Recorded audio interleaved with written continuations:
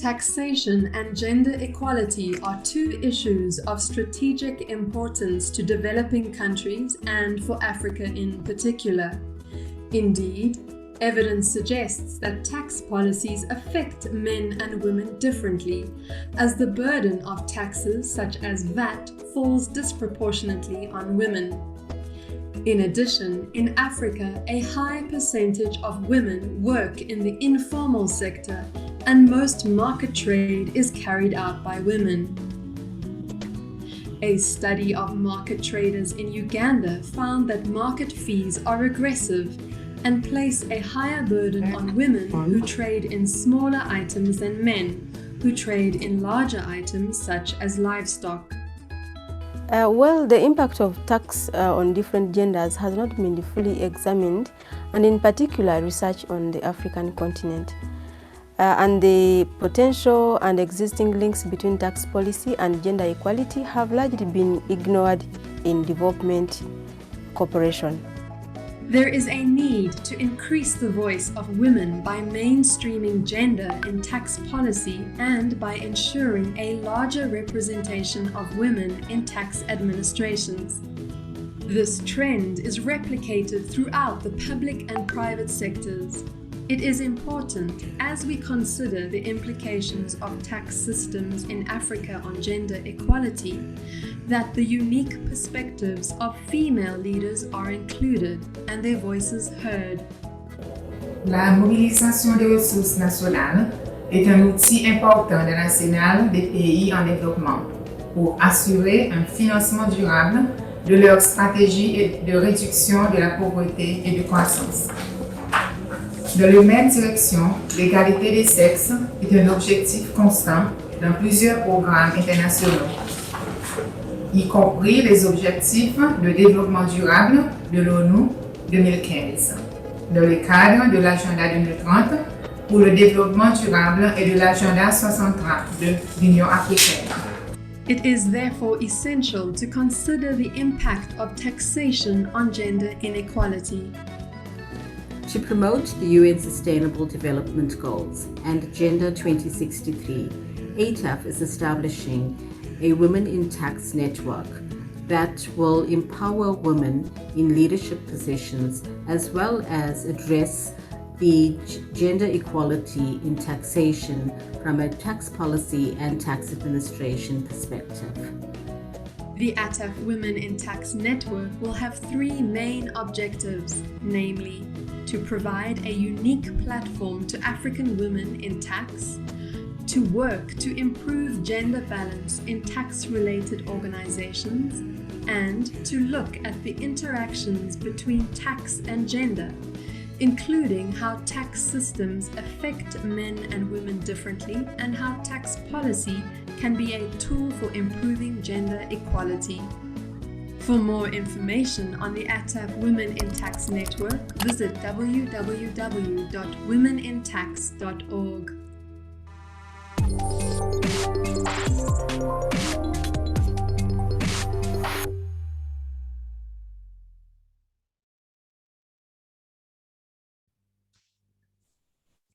Hello and good morning. Welcome to the ATAF Women in Tax Leadership Conference. My name is Refilwe Bijeng. I am the content developer at ATAF and I will be your program director for today. We're going to be in each other's blissful company from 11 to about 2:45, and we look forward to chatting to you, to engaging you, to learning and to networking with you. So delegates, this is your conference, this is your space, so please engage. I am so excited to be in your presence. Please use the chat box and let us know where you are from, where you are tuning in from, and who you are. Some housekeeping rules. Everyone who's giving remarks should please turn on their videos when they are speaking. You can also turn on your video now to see who's here, so you can network. And please use the Q&A icon at the bottom of your screen for questions and the chat box for comments and contributions. As this is the first ATAF Women in Tax Network Leadership Conference, let's make it trend. Today's theme is African Women in Leadership. Let's make it trend. So go on to social media, share this event, tell your family and friends what you are doing, where you are, and our platforms by all means are on ATAF. We are on LinkedIn, on Facebook, and on Twitter. So on LinkedIn, we are at African Tax Administration Forum, ATAF. On Twitter, we are at ATAF Tax, and on Facebook, we are also at ATAF Tax. Our hashtags for today is AWITN Conference. I'll repeat that. It's hashtag AWITN Conference and hashtag Women in Tax. Let's give people FOMO. Let's give them fear of missing out. Please do tag us on social media and make sure that you tell your family and friends. The aim of this conference is to provide an opportunity for experienced African female leaders to impart lessons on the leadership journeys, to hear from emerging young leaders, and to discuss the challenges that are facing women in Africa. So without further ado, allow me to welcome a man who highly believes in gender equality and women empowerment. He also co-launched the ATAF Women in Tax Network in March this year. Please help me welcome the ATAF's Executive Secretary, Mr. Logan Ward. Mr. Ward, the floor is yours.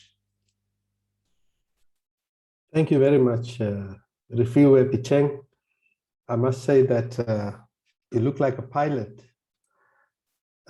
this morning on the screen.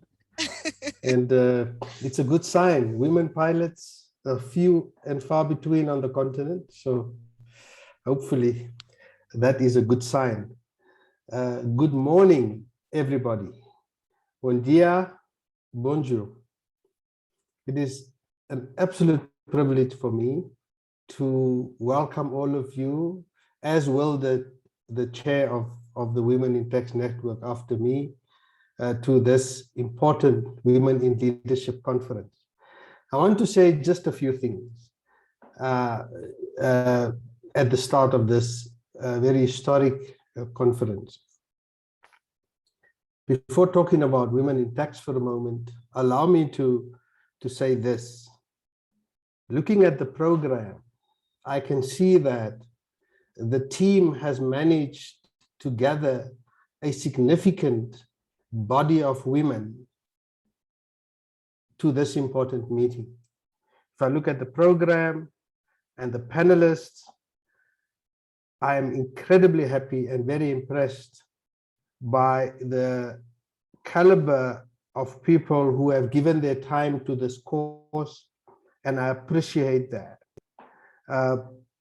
And it is very, very important that I thank the chairperson of the Women in Tax Network, Dr. Amelia Mwendani, for her leadership and her energy in promoting the work of this network. If I look at the panel, there's so many, too many names to mention. Dr. Ida Opoku-Mensah has been a supporter of ATAF of significant and incredible note. Rosemary Museminali has been a supporter and promoter of ATAF of incredible note. We appreciate the presence also of leaders such as Lynette Meriti Ochieno, Betty Chuma, and Janet Chanda Makgolo, who is the newly appointed Commissioner General of Botswana Revenue Authority, and Betty Chuma from the private sector, and all of the others, all of the other people that are joining us, Dr. Kangavis, Crystal Simeoni, Lucky Star, everybody who's been associated with us over the years. This is powerful, this is significant, and we must build on to what we have. My own reference, colleagues, about women and women in leadership is a reference that is not different to many of yours. And that is my own experience and reference to women as freedom fighters in liberation struggles across the continent. the reference to women in liberation struggles in the Palestine, in Latin America, in Africa. But my reference is also about the fact that these women took up arms, gathered funds, did community work, was part of strategy and leadership, and a significant part of the liberation struggles in their parts of the world, not least of which the African continent. But women who have been, not these leaders, but women in society in general, who have been significantly and seriously let down by governments, that same governments that leaders that they've been in the trenches with in many ways. And so they've been let down by patriarchy, by tribalism, by vested interest. And so the issues of women's rights, women's interests, women's economic position, women's health, reproductive and other issues suddenly goes in a big way onto the back burner when, as liberation movements, governments across the continent and in other parts of the world has come to power. And this continues in many ways, especially for countries who've been free for a long time, but even for countries recently free. And all of you represent those countries at this conference. But this is not a political conference, but it is significant in the sense that we in the world of taxation has an opportunity to make a difference. And in that regard, this conference on taxation and women in tax leadership is particularly important. So I'd like to thank all of you for being here. This network was launched to represent and connect women on the continent working in tax-related fields. And of course, the network is here to provide a platform for women to network and share experiences and to introduce programs such as mentorship, research, workshops on key topics. So as we said previously, the importance of this network focus on two broad areas: women as leaders and the impact of tax policy and legislation on women. So on the tax policy side, it's important that this network looks at how tax systems affect men and women differently. This is a subject of a growing body of literature. Although much of it considers tax systems in developed countries, many tax measures are indirectly discriminatory. That is, they affect men and women differently, but there's relatively very little data on this. And we have an opportunity to change this.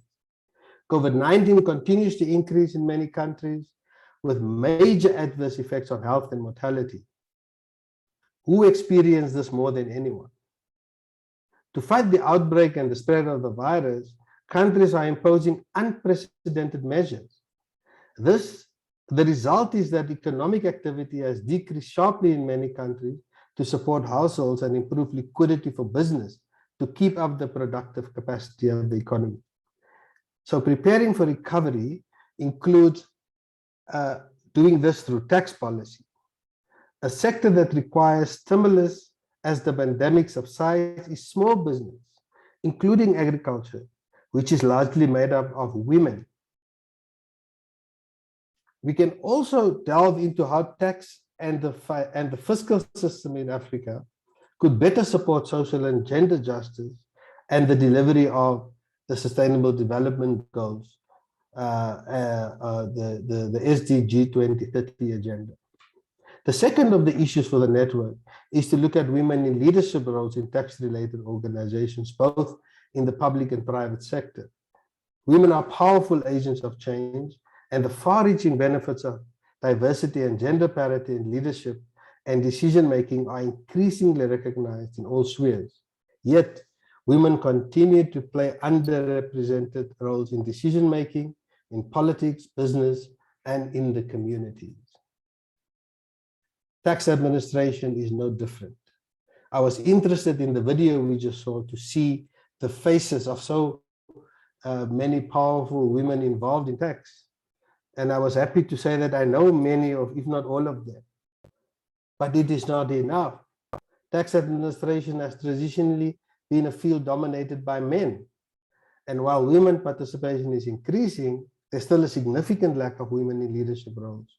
The ATAF tax outlook of 2019 showed that in the 34 tax administrations on the continent, the average ratio of male to female staff was 1.91, and women only occupy 24% of executive positions. We have the opportunity to change that. When women become leaders, they provide a different set of skills, imaginative perspectives, and importantly, structural and cultural differences that drive effective solutions. Women as leaders and decision makers at all levels are critical to advancing tax justice and gender equality. I don't need to tell you any of this. The case for balancing the power equation in leadership has never been more clear. Elevating women in decision-making benefits politics, business, and communities. But progress in women's leadership will not happen automatically. We must take action together across governments, corporations, academia, nonprofit, civil society to balance the power in leadership. Not for power's sake, but for the impact, for the results, and for the developmental imperatives associated with having broader representation and recognizing the power and the nature of the role of women in broader society. I am personally very honored to have all of you at this conference, to have all of you participating in this panel, to give your rich contributions. And I'd like to thank each and every one of you for making the time to participate in this ATAF project under the leadership of Asha Singh and her team, and Dr. Amelia Mwendani as the chair of the Women in Tax Network Board. Let me wish all of us good deliberations, and thank you for your attention.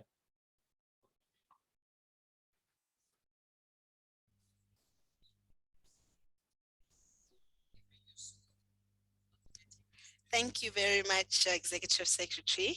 And now I'm going to introduce someone else, our next speaker. She's an advocate for women sharing their experiences, because as women, we have to be seen as determining agents in the process of transforming societies in all domains. So please give a virtual standing ovation for the President of Mozambique's Tax Authority and the Chairperson of ATAF's Women in Tax Network, Dr. Amelia Mwendani. Dr. Amelia, the floor is yours.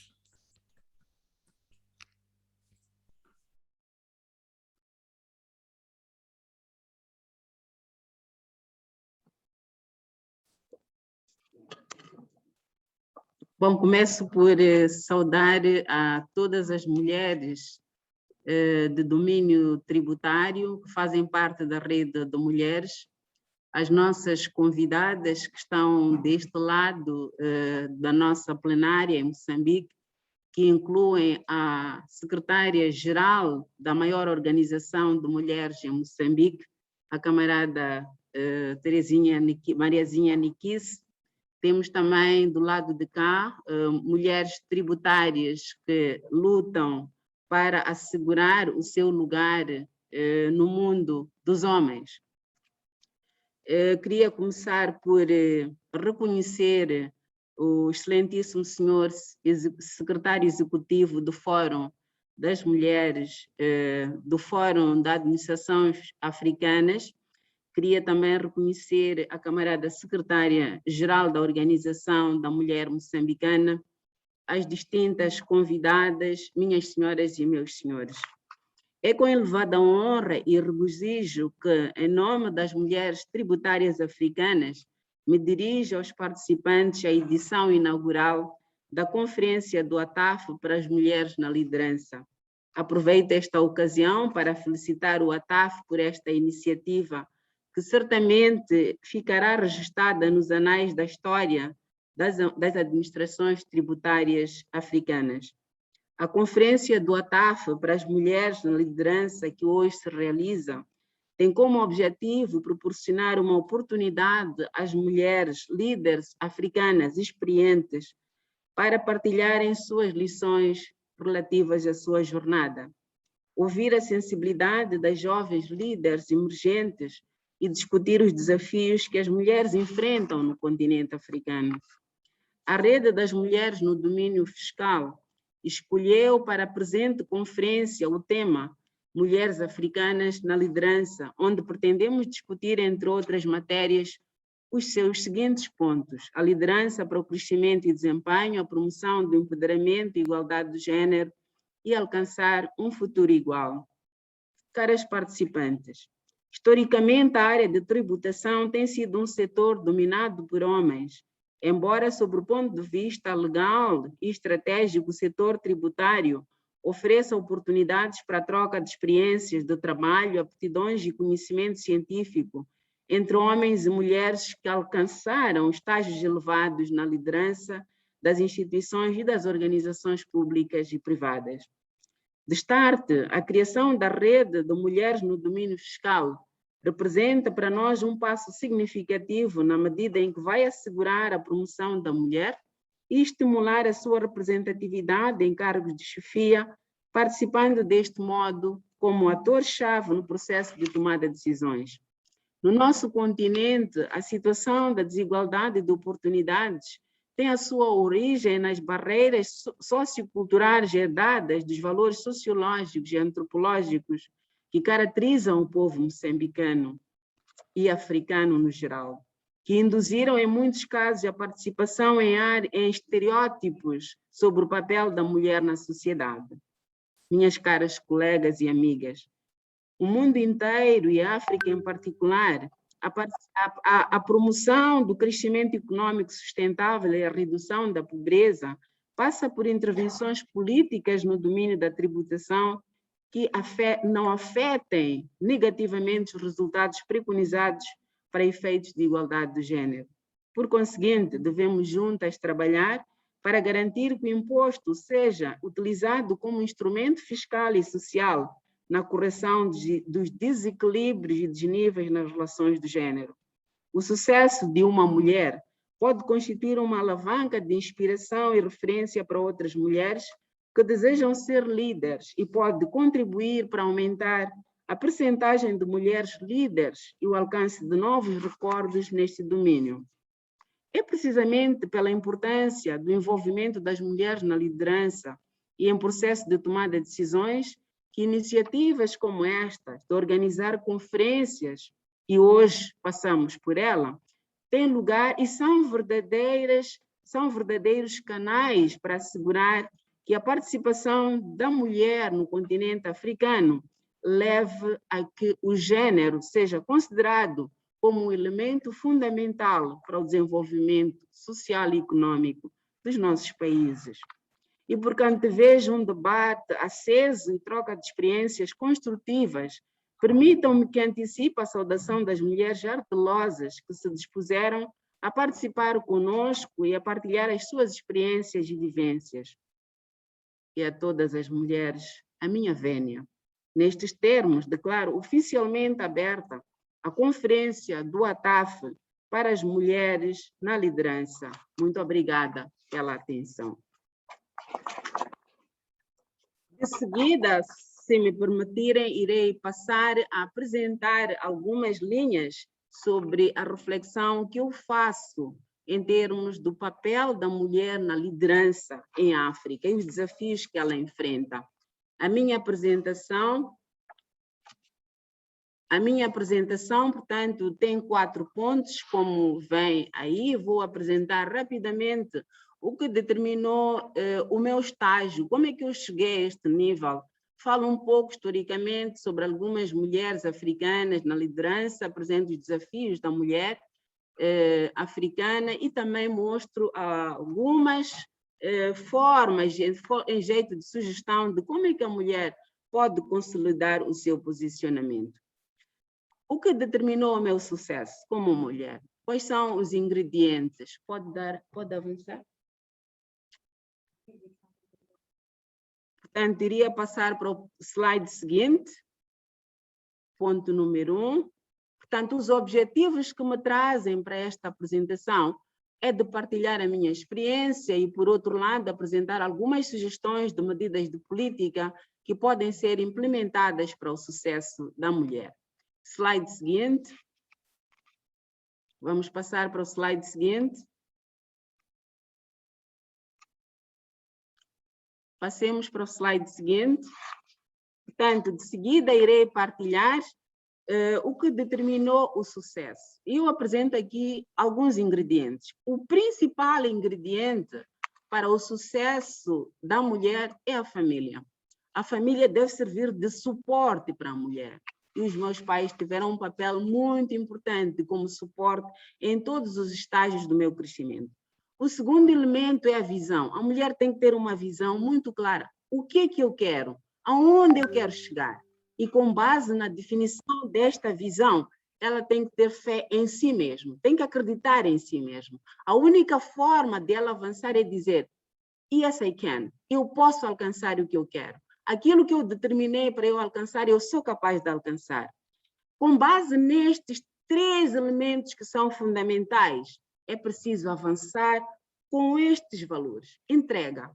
É preciso que eu me entregue ao máximo. Se eu sou camponês, devo ser o melhor camponês. Se eu sou operário, eu devo ser a melhor operária. Se eu sou cobradora de impostos, eu devo ser a melhor cobradora de impostos. A questão é, sou eu. Eu escolhi e eu devo fazer isto da melhor forma e dedicar o meu esforço. A disciplina, devo ter a máxima disciplina. Eu tenho que chegar muito cedo ao meu posto de trabalho, eu tenho que me dedicar a resolver primeiro aquilo que me foi orientado ou que me foi dado como instrução e, para além disso, tenho que fazer com paixão. Eu tenho que gostar do que eu faço. Se eu faço alguma coisa que me desafia, porque eu não tenho conhecimento sobre esta matéria, então eu tenho que fazer com paixão, para eu poder superar os obstáculos, reconhecer os meus erros, reconhecer as minhas limitações. Isto chama-se humildade.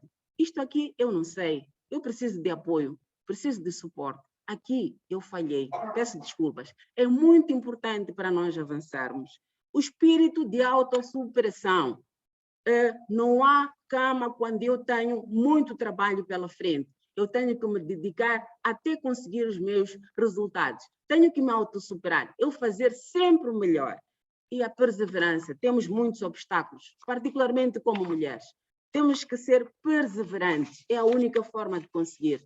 Temos obstáculos porque os colegas rejeitam, porque as outras mulheres não me suportam, porque eu não consigo se ingrar na minha carreira. O único ingrediente que determina o meu sucesso, e o meu pai sempre disse, estuda, Amélia. Um dia alguém há de olhar e há de dizer, ali temos uma doutora. Se eu estudar, eu tenho a minha autoestima e o resto são acréscimos. Eu não vou determinar ser chefe, mas eu vou determinar ser mestre, ser doutora, ser aquilo que eu posso fazer com o meu próprio esforço. Eu vou passar aqui rapidamente a história de mulheres que se ingraram desde o século XVI. Eu começo, passo seguinte, vamos ver o slide seguinte. Slide seguinte, por favor. Então, eu passo aqui a história de algumas mulheres que deixaram marcos na nossa história. A rainha Nzinga, ela é de Angola. Ela era uma estratega militar e era diplomata astuciosa. Ela lutou contra a resistência aos portugueses. Ela dirigiu o exército até 73 anos de idade. E apenas depois da sua morte, aos 81 anos, é que Angola foi dominada pelos portugueses. Temos aí uma heroína. É importante nós termos referências. Eu quero ser melhor do que a Amélia. Eu quero ser melhor do que a Nzinga, porque eu não posso dizer que quero ser igual a Amélia. Tenho que ser melhor para poder me autossuperar. Temos aqui em Pavita, é uma congolesa. Ela foi uma heroína na luta contra a escravidão em África. E ela dedicou-se muito à unificação do Reino do Congo. Ela teve um grande desafio. Ela foi morta, queimada, viva, por causa dos seus ideais. Não devemos temer. Quando nós nos decidimos avançar para fazer a revolução, não temos que temer. Temos a seguir a Sultana. A Sultana é uma mulher forte, ela era rainha em Mohel. Ela dedicou-se a liderar a luta de resistência contra a colonização das Comores. E ela teve sucesso enquanto desempenhou este papel. Temos Jambuia Nehanda, ao longo dos séculos, comecei do século XVI, agora estou no século XIX. No século XIX, ela liderou uma revolta que se chamou Revolta de Chimurenga, no Zimbábue. E não era para defender a mulher zimbabuiana, era para defender a não colonização da África do Sul. Estamos a ver o papel da mulher, ela extravasa as fronteiras. Avanço com a Ruth Williams, foi a primeira dama de Botsuana, ela foi esposa do primeiro presidente de Botsuana, Cyril Seretse-Khama. Ela liderou, apesar de que ela enfrentou problemas raciais, porque ela era filha de um oficial do exército indiano. Ela ultrapassou essas barreiras e disse: eu vou fazer a diferença. Depois da morte do marido, ela foi a timoneira da criação da Cruz Vermelha no Botsuana. Temos aí exemplos por seguir. Temos a Gisele. A Gisele foi a primeira vereadora municipal malgache. Para além disso, ela liderou o partido político que levou a Madagascar à independência. Para além disso, depois não achou que fosse suficiente, fundou o jornal Imongo para poder transmitir os ideais políticos da mulher. Portanto, ela defendeu os direitos humanos, teve muitos papéis, é multifacetada. Temos a Josina Machel, a nossa Josina Machel, é revolucionária anticolonial, lutou pela independência de Moçambique. Ela foi surpreendida pela morte a 7 de abril de 71. Ainda assim, os ideais de Josina Machel não se calaram. E, seguindo os ideais de Josina Machel, Moçambique criou uma onda, um movimento de mulheres que levou à criação da Organização da Mulher Moçambicana. Hoje temos aqui uma secretária-geral da mulher moçambicana, a mostrar que a mulher moçambicana pode se unir e ir avante. É o papel da OMM. Temos a presidente Ellen Johnson, foi a primeira presidente mulher em África. E ela liderou. Para além disso, ela recebeu o Prêmio Nobel da Paz porque lutou pelos direitos da mulher sem utilizar a arma. Apenas com mensagem é possível nós conseguirmos. Passamos para o slide seguinte, por favor. Portanto, o que essas mulheres têm de comum? O que essas têm de comum foram revolucionárias. Vamos passar para o slide seguinte. Dedicaram-se a causas nobres, nacionalistas. Vamos passar para o slide seguinte. Superaram obstáculos de natureza sociocultural. Mostraram excelente habilidade de liderança em terreno dominado por homens. Não negligenciaram o papel doméstico como mulher. Quando nós somos líderes, não quer dizer que em casa nós vamos deixar de fazer o nosso papel como mulheres. Ser mulher significa estar em pleno em tudo o que ela faz. Resistiram ao stress e às tensões das tarefas e responsabilidades de liderança e prevaleceram perante o estigma cultural. Portanto, essas mulheres tiveram sucesso porque foram avante e autossuperaram-se. Slide seguinte. Então, nós vamos passar para os desafios na projeção da mulher. Slide seguinte, por favor. Slide seguinte. Slide a seguir, por favor. A seguir. Então, eu faço aqui uma pergunta. Por que a mulher africana pouco se destaca na liderança? É só um fator, o estereótipo. A mulher, o lugar dela é na cozinha. O lugar dela é no tanque a lavar a roupa. É a cuidar dos filhos.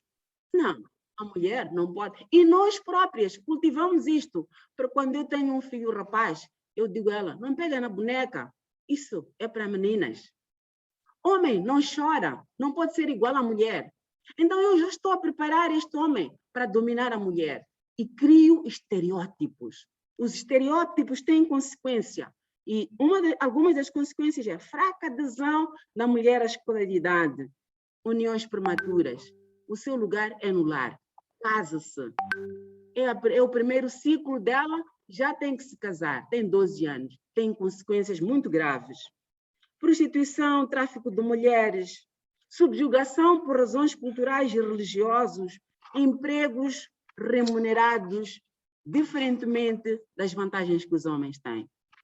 Então, as mulheres têm, resultado desse estereótipo, muitas consequências, reduz a sua autoestima. Ela não se prepara para a batalha, mas é um momento em que temos que nos preparar. Slide seguinte. Slide seguinte, por favor. Mas a mulher não está sozinha. Em 1979, a Assembleia das Nações Unidas tomou uma decisão importante de legislar o fim da discriminação baseada no gênero. E desde então, uma série de reformas foram feitas nos nossos países e no mundo em geral, de tal modo que a União Africana também assumiu na sua Agenda 2063 que a mulher deve ser explorada no seu máximo potencial para assegurar o desenvolvimento de África. Nós, mulheres, devemos nos dedicar a isso. Slide seguinte. Slide seguinte, por favor. Vamos passar para o slide seguinte. E aqui nós mostramos o impacto das disparidades de gênero em África e organizamos por regiões.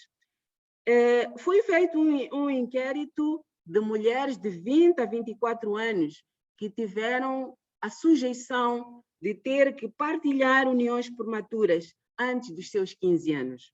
E verificamos que a África Central, em cada 100 mulheres, 15 deste intervalo que foi inquirido, tiveram que sujeitar a uniões prematuras.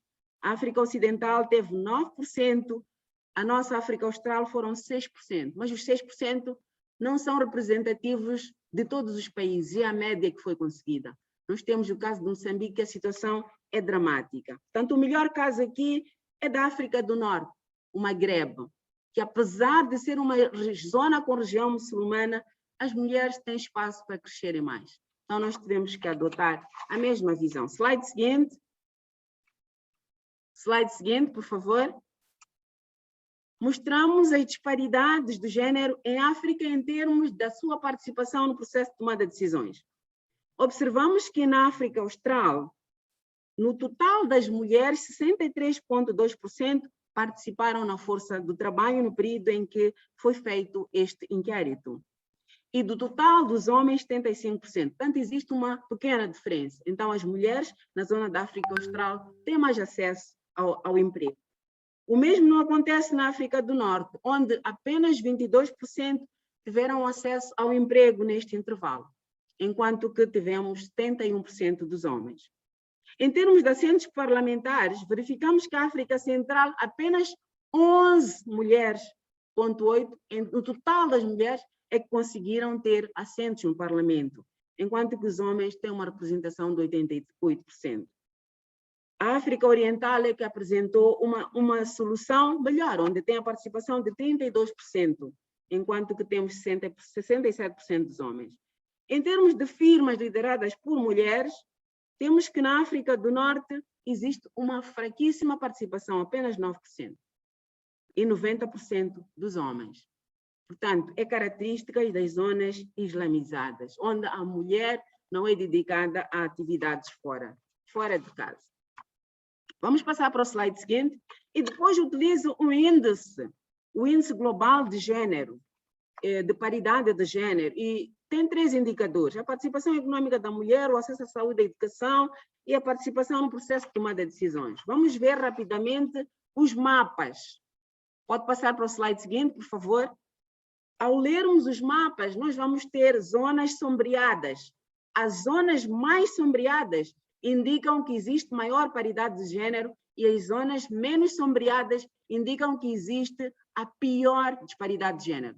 Por exemplo, ao olharmos para este mapa, verificamos que a Namíbia e a África do Sul, incluindo ali o Lesoto, são os países que têm maior paridade de gênero no geral, na observação dos 3 indicadores. Enquanto que a África Central, o Magrebe, a África Ocidental e a zona do Sahel têm menos participação. têm uma maior disparidade. Todas as zonas são muito claras, têm maior disparidade. Portanto, a maior parte de África com menos acesso de boas condições para a mulher. Há mais disparidade. Podemos passar para o mapa seguinte. O mapa seguinte, por favor. E depois procuramos desagregar aqui por indicador. Podemos passar. Estamos a ver aqui a participação econômica. A leitura é a mesma.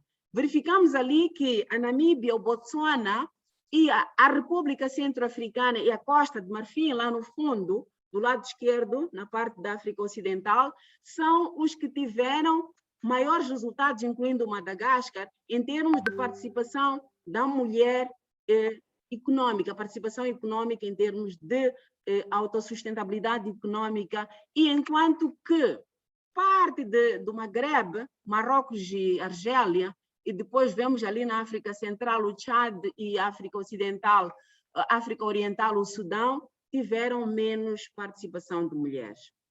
A seguir, mapa seguinte, vamos ver em termos de saúde e educação. Em termos de saúde e educação, a leitura, verificamos que a Namíbia é o único país persistente na África que apresenta sistematicamente paridade de gênero, enquanto que os outros países encontram-se na posição intermédia. Aqui, neste caso, em relação à educação e saúde, acesso à educação e à saúde, homens e mulheres, a Namíbia e a Tunísia são os países que se destacaram, enquanto que vemos ali, a claro, na zona central e ocidental, que existe maior disparidade de acesso entre homens e mulheres. Mapa seguinte, por favor. O mapa seguinte mostra a mulher no processo de tomada de decisões. E verificamos que a Namíbia, mais uma vez, é um dos países que aparece como referência na paridade. Para além da Namíbia, na África Austral, temos a Tanzânia, Moçambique, temos o Zimbábue, a África do Sul, com maior representatividade, enquanto que a África Central e a África do Norte têm menor percentagem de mulheres no parlamento, no governo, onde podem efetivamente tomar decisões. Que caminhos? O que fazer? Vamos passar para os slides seguintes. O que fazer perante isto? Slide seguinte, por favor. Slide seguinte, a seguir. O slide a seguir, exatamente. Então, apresento aqui algumas propostas que não são propostas, já sabemos isto de cor e salteado. O importante é como assegurar isto. Implementar criteriosamente programas que facilitem o acesso à educação de mulheres, serviço básico e alfabetização de mulheres. A alfabetização de mulheres é importante para a mulher conseguir defender os interesses das suas filhas. Estimular a rapariga a desenvolver as suas aptidões acadêmicas. Muitas vezes se diz, você é mulher, vai ser enfermeira. Mas ela quer ser médica, ela quer ser polícia. Não, polícia não é trabalho para mulheres.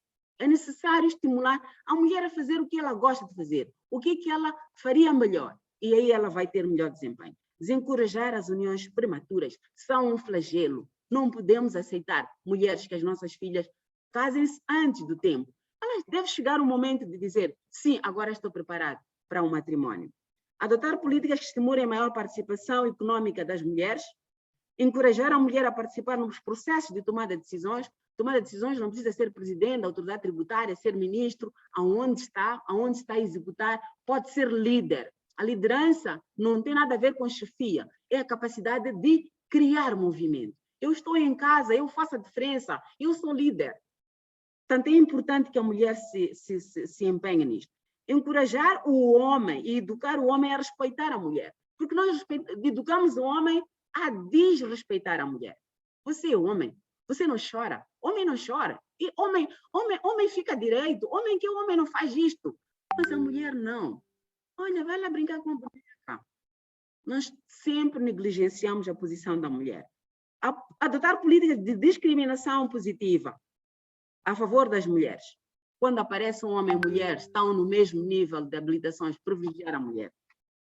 Mulher, suportar a mulher. O maior inimigo da mulher é a própria mulher. Ela não é capaz.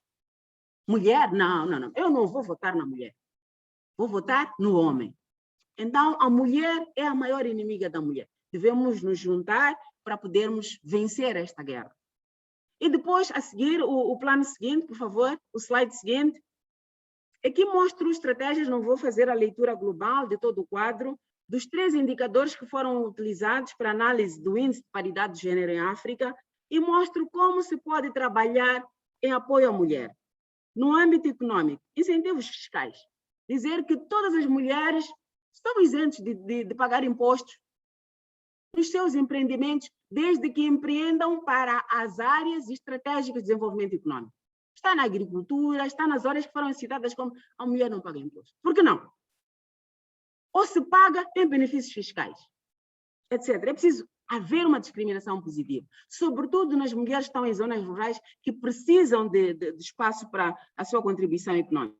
Facilitar o acesso ao crédito bonificado. Este crédito agrário só damos às mulheres. Por que não? Só se dá às mulheres. Os homens, se querem investir, têm que ir ter um crédito comercial. Atribuição de vouchers às mulheres, as nossas mães no campo precisam de meios de trabalho. Dá voucher, aquele voucher dá-lhe o direito de ir levantar os insumos que ela precisa para desenvolver a agricultura. No termos econômicos, dou esses 3 exemplos, mas tem muitos outros exemplos. Na área da educação, é necessário que os homens e mulheres adultos sejam alfabetizados para poderem perceber que, em algum momento, temos que abdicar de fatores culturais para poder dar espaço ao crescimento da mulher. Em termos de tomada de decisões, é necessário estabelecermos cotas. É no governo 50-50, é no parlamento 50-50. Por quê? Porque a mulher tem que ter lugar no processo de tomada de decisões. Tendo dito isto, muito obrigada. Fugi um bocadinho em relação ao tempo que me foi dado de 15 minutos, mas eu queria dar também o recado aos homens e mulheres africanos para assegurar o desenvolvimento e a promoção da mulher. Muito obrigada.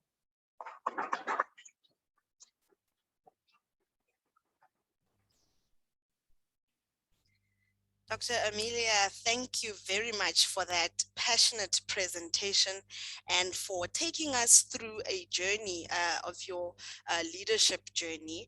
And in the same breath, we are now going to move to session 1, which is about leadership, which is a personal journey. And in this session, you will hear from 4 amazing female leaders who will share with you their journey, which I hope you will be taking down notes and learning. And before we go into the first session, we have a poll. Please note that all participants are invited to respond to the polls, and that translations will be projected to assist with the Lusophone and Francophone participants.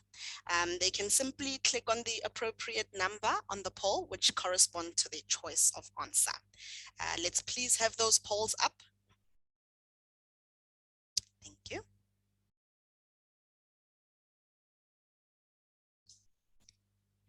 Okay, and our first question is, as women working in tax, are you?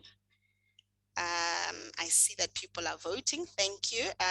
The responses are A, a member of your organization's executive committee, 2, in middle or junior management position, 3, a technical lead, and 4, an operational staff.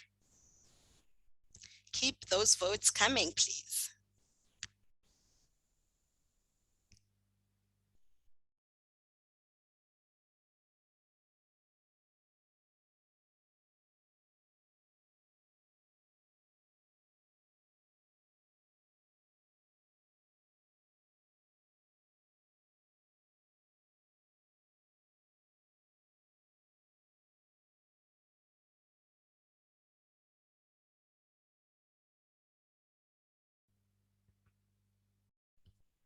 We've got about 50% of you participating.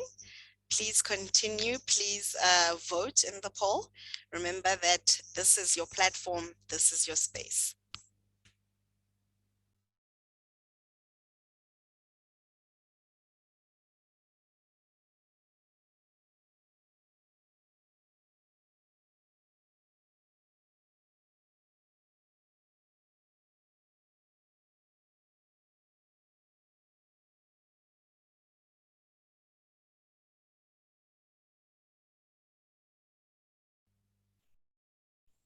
Thirty more seconds.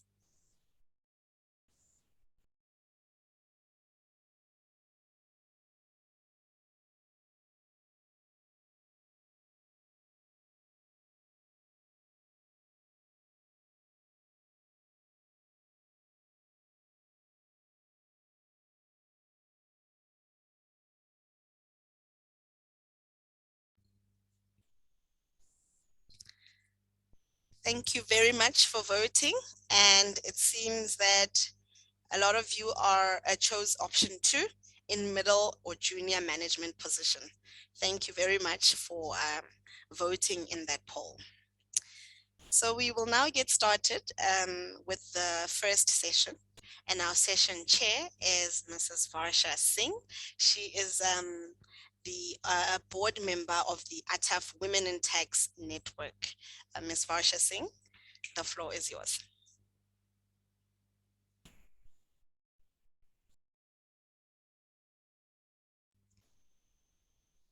Varsha, you are on mute. Please unmute yourself.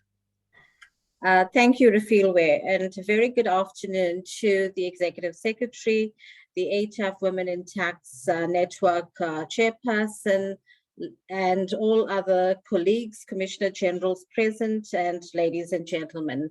I will ask my panelists to please put on their videos so that you can see them as we start this panel. I am very privileged to have with me 5 phenomenal women from the continent who will be sharing with you their experiences today. But before we start, I just want to share a little bit more on some of the stats that exist. Our chairperson has provided us since the 1500s the role that women have played in leadership right up to today. But according to the 2015 African Development Bank report, women hold 12.7% of board directorships. That is 364 out of 2,865. And that is in 307 listed companies based in 12 African countries. So this is about 4.6% lower than the 17.3% women's representation on boards of the 200 largest companies globally. The executive secretaries shared some of the stats from the Africa Tax Outlook, which is an ATAF publication. But this publication again shows that there is still nearly twice as many men as women in tax administrations. In 2018, we had 22% female staff, and in 2019, we had 24%. However, as we all know, numbers do not include influence. Although the number of women in leadership positions may have risen, research shows that women do not necessarily have greater power.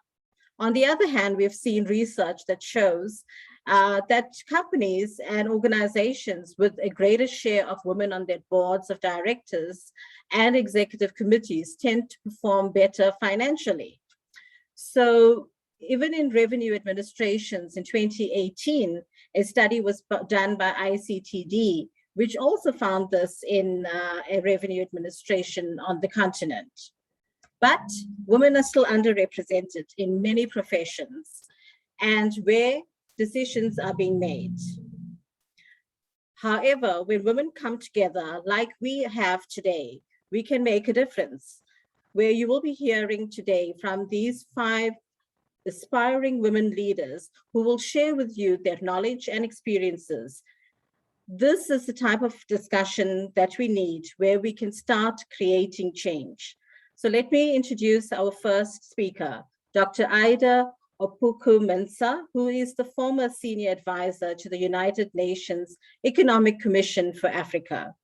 Dr. Ida was recently the chief of staff at UNECA, based in Addis, and previously she was director of Capacity Development Division and special advisor on the Sustainable Development Goals Agenda 2030, as well as the director of ICT, Science and Technology Division in UNECA. Again, an area that we have very few women in.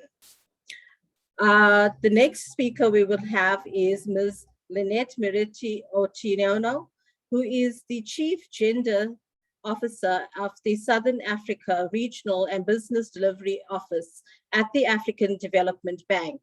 And she has over 20 years experience working on gender and development and the empowerment of women in Africa.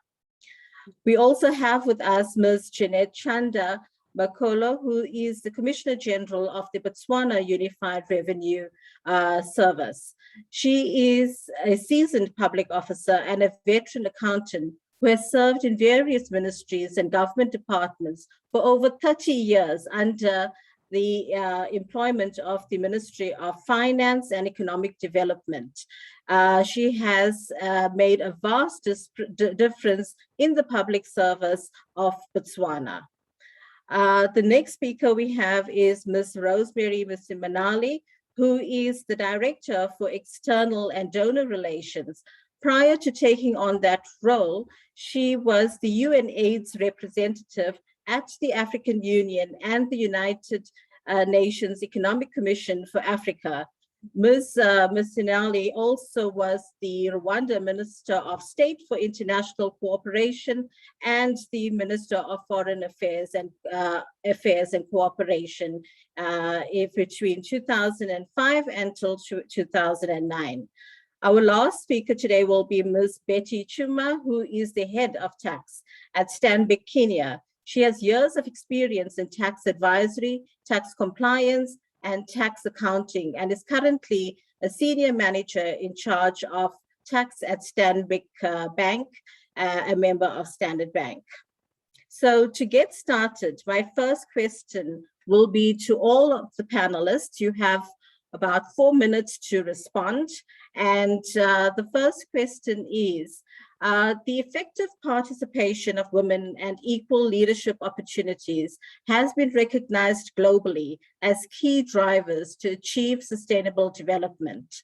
Gender equality and women's full participation in all areas of life, especially decision-making, are integral to meeting the SDGs by 2030. So to get this started, I would ask you to firstly give us a brief history of your leadership journey. And secondly, in your opinion, what is it that in terms of progress and increasing women's representation do we need to see and do we need to do to meet the SDGs? So are we progressing, and what else do you think we need to do? So I will first turn to Dr. Ada Apuko-Mensah. If you could please respond by sharing with us your journey, and then a little bit about what do you think we need to do in terms of progress to the SDGs. Okay, thank you very much, Vasha.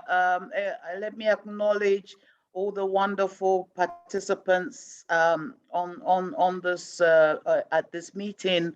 Also for the to Logan Watt, the executive director, and for the previous speaker. My personal journey is unique, and I believe it's unique because everybody has a unique role that they can or advantage or disadvantage that they can turn into an opportunity.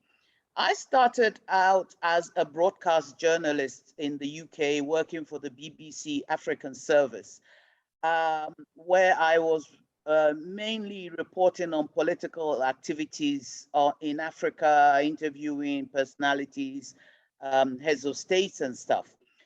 But then I took a very keen interest in Africa's development and how Africa's development was progressing. And so I started looking into the whole development conundrum that Africa faced. And through that, I did an interview with somebody at the Panos Institute in London. And the person was struck by just the interest that I exhibited in Africa's development. They had just done a big project, which I went and interviewed them on. 3 weeks later, this person calls me and says, can we have lunch? Can we meet?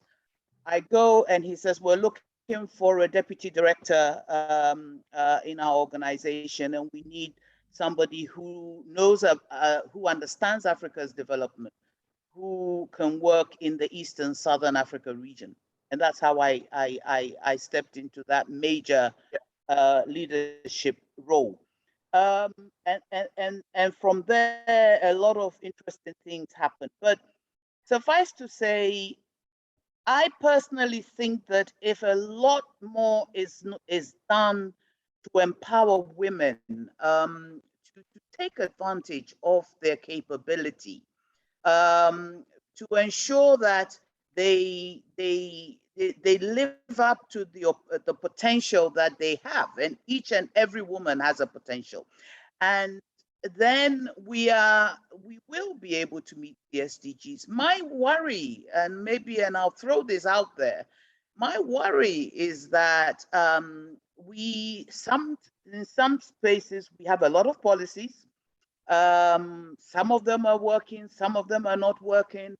And we need to ask ourselves whether these gender sensitive policies are being implemented, number one. And if they are being implemented, are they being implemented in the right way?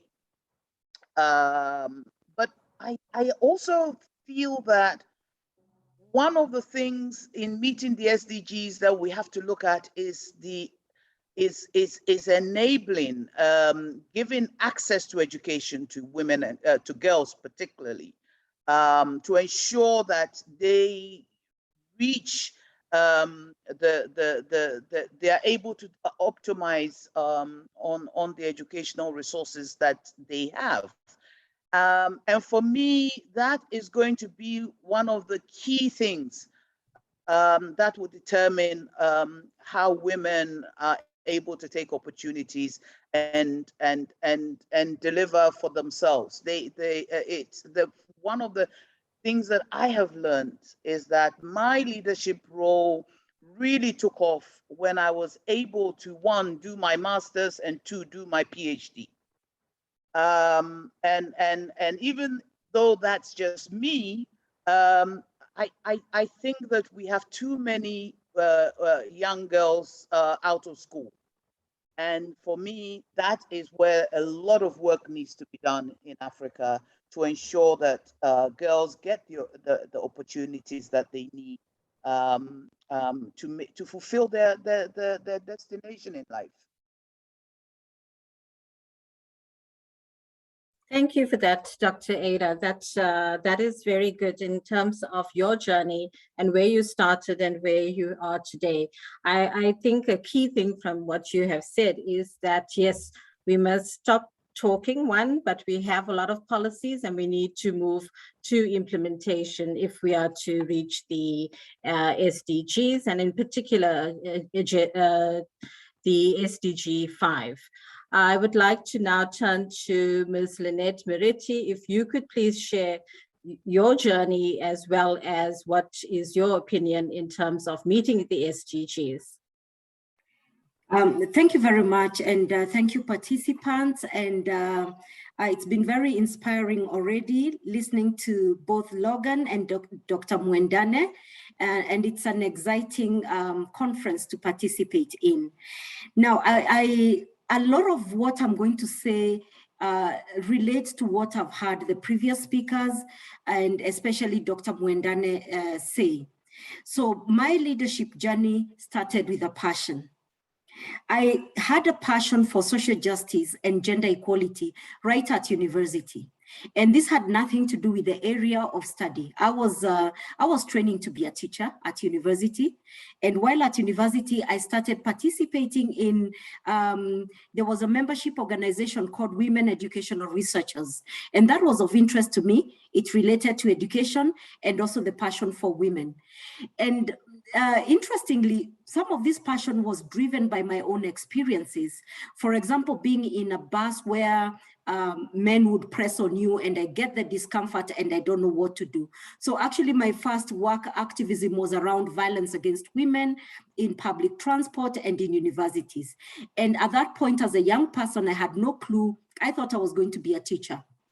So I think passion for me, has been the driver in my leadership journey. And getting passionate around something and then building leadership, not just people leadership, but technical and thought leadership around the issue. And that is how my leadership has been. So then of course, I joined this women's research organization. And as a young person, I was asked to lead what they called the advocacy group, which would translate research into drama, into plays, to make it as a part of dissemination. And slowly by slowly, I realized this is what I want to do. While I was teaching part-time, I was actually working with this organization. And I realized I wanted to do this full-time, and therefore I quit my teaching. Now, Dr. Muendane also mentioned about skills. And at that point, then I went to school. And I remember being interviewed for a scholarship by the British Council and asking me, what do you really want to study? I said, I'm interested in gender issues. I'm interested in participation. I'm interested in community. I wasn't even clear. And they actually helped me shape up and get a placement for me at a university in Wales. So that really shaped. And that is when now I got the technical skills that led onto what I'm doing to date. I would actually say that is what now gave me the initial skills that I needed. And of course, after that, I joined the Canadian CEDA, where I was leading on projects. And one of the things I learned there is when you believe in something, stick with it, even if it doesn't fit the boxes. While at Canadian CEDA, I helped set up the first gender violence recovery center. So I led a project that financed the first gender violence recovery center in Kenya that was based at a private hospital. So normally they would be based at public hospitals. And it's after that I joined the UNIFEM, UN United Nations Fund for Women, which is now UN Women, and later on the bank. So my leadership journey has really been driven by passion. Sometimes I felt maybe I need to change. And because working on gender, especially in large institutions, it's not easy. I felt maybe I need to change. But then I wake up in the morning and I ask myself, what is it that drives me? I actually realize I like what I do. Maybe the institutions or the people might be difficult, but my passion keeps me going. And therefore I kept building that technical and thought leadership. And at the bank, for instance, I've led the development of a tool that we use for gender mainstreaming, a gender marker system. So believe in what you do and also have that passion that drives you. When the institution is difficult, when other things are difficult, let the passion drive. So in summary, that's my leadership journey. And in terms of progress, of course, it's checkered. We've seen the statistics, and I was very glad that the graphs that Dr. Muendane showed were actually a product of work we've done at the bank with the ECA, which is the Africa Gender Index. So I'm really happy that that's a tool that is useful. Now, leadership, both public and private sector, I think there's a bit of progress maybe in public, especially in SADC, in the region where I sit in. And this is as a result of quotas. And in some countries, as we've seen, it's still, the leadership in public is still, for women is still very low. So what needs to be done? And I'm thinking it's not just leadership at the higher level. We've got to start at institutional, and this builds at the national level. Number one, institutions need to be intentional. It doesn't happen automatically. So whether it's a tax agency, whether it's a public or private institutions, there has to be an intention by the institution to get the numbers of women up. And this means setting corporate or key performance indicators or targets and saying this is where we are now and this is where we want to move. The move might be slow, but at least let's know where we are heading. We are headed, even if we are moving 2% per year, let's have a clear direction. And now, a lot of times people say, yes, we set targets, but women don't come. Women don't fill up the position. Institutions, again, will have to ask themselves, does the institution, is it fit for purpose for women? Is the institutional culture what is driving women out? Is the institutional practices and policies policies that promote women to work in that institution? Because it's not automatic. There's some cultures that can be very unpleasant for women. and address those issues? Are there policies that will make more women come? So it's not just saying we've set the target, let the women come. That alone doesn't work. Then also looking at leadership, the effectiveness of those women in public. So that is not just saying, yes, we've got the numbers, we've got 30% of women in parliament, or we've got 50%. Why do we need that 50%? So there has to be the effectiveness of participation. And then finally is also looking at participation, not just in leadership.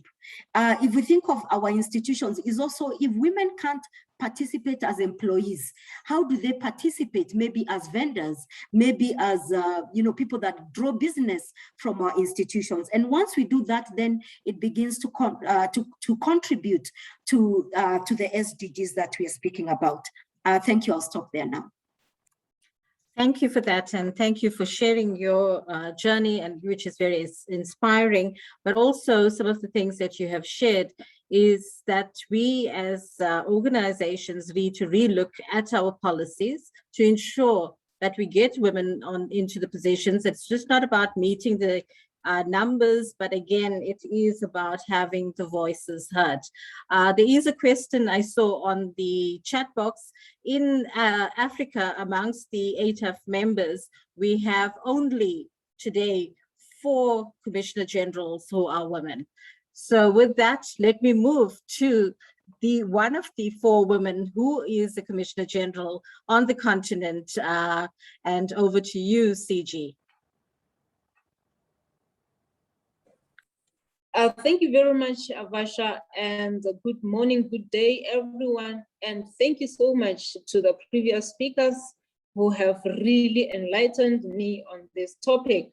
And I want to believe that our stories, what is it that I can say that is different? Or let me start by indicating that my leadership journey was really propelled by my upbringing. I grew up in a rural setup under the care of a woman who was my mother.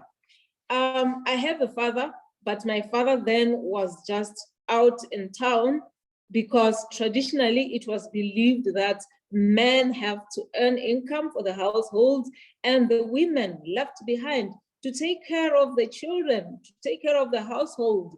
And in my mother's case, to take care of her in-laws and everybody who was in that very large family.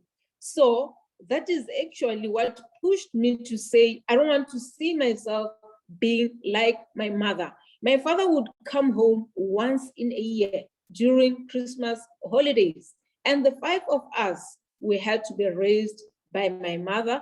And in addition to her load, looking after the in-laws and the other relatives. So that's when I started being committed and making a resolve that I'll have to change this for myself, for my mother, and for the other girls and other women. So I had to understand that for me to be able to achieve this resolve of mine, I had to get educated. And I was very fortunate enough because Botswana then had opened education for everybody. So I had to go to school and make sure that I studied hard. I was always at the top of my class from primary level. And whenever I see that a boy was performing much better than me, I would go an extra mile, making sure that the next time I beat him to his game, and that I really managed. So getting that education from primary throughout to the university opened doors for me to achieve what I had resolved to do, to liberate women, to liberate myself from the slavery life that I saw my mother living. And just like an example I can give to you, when I was growing at the age of 12 years, my father was out in town and my mother had just had enough about taking care of everybody in that very large compound. So she decided to go and build her own house elsewhere. And by then, I had an elder brother and 2 younger brothers. My mother had to take me alone, and we were sleeping in a shelter under a morula tree, if you know that big morula tree.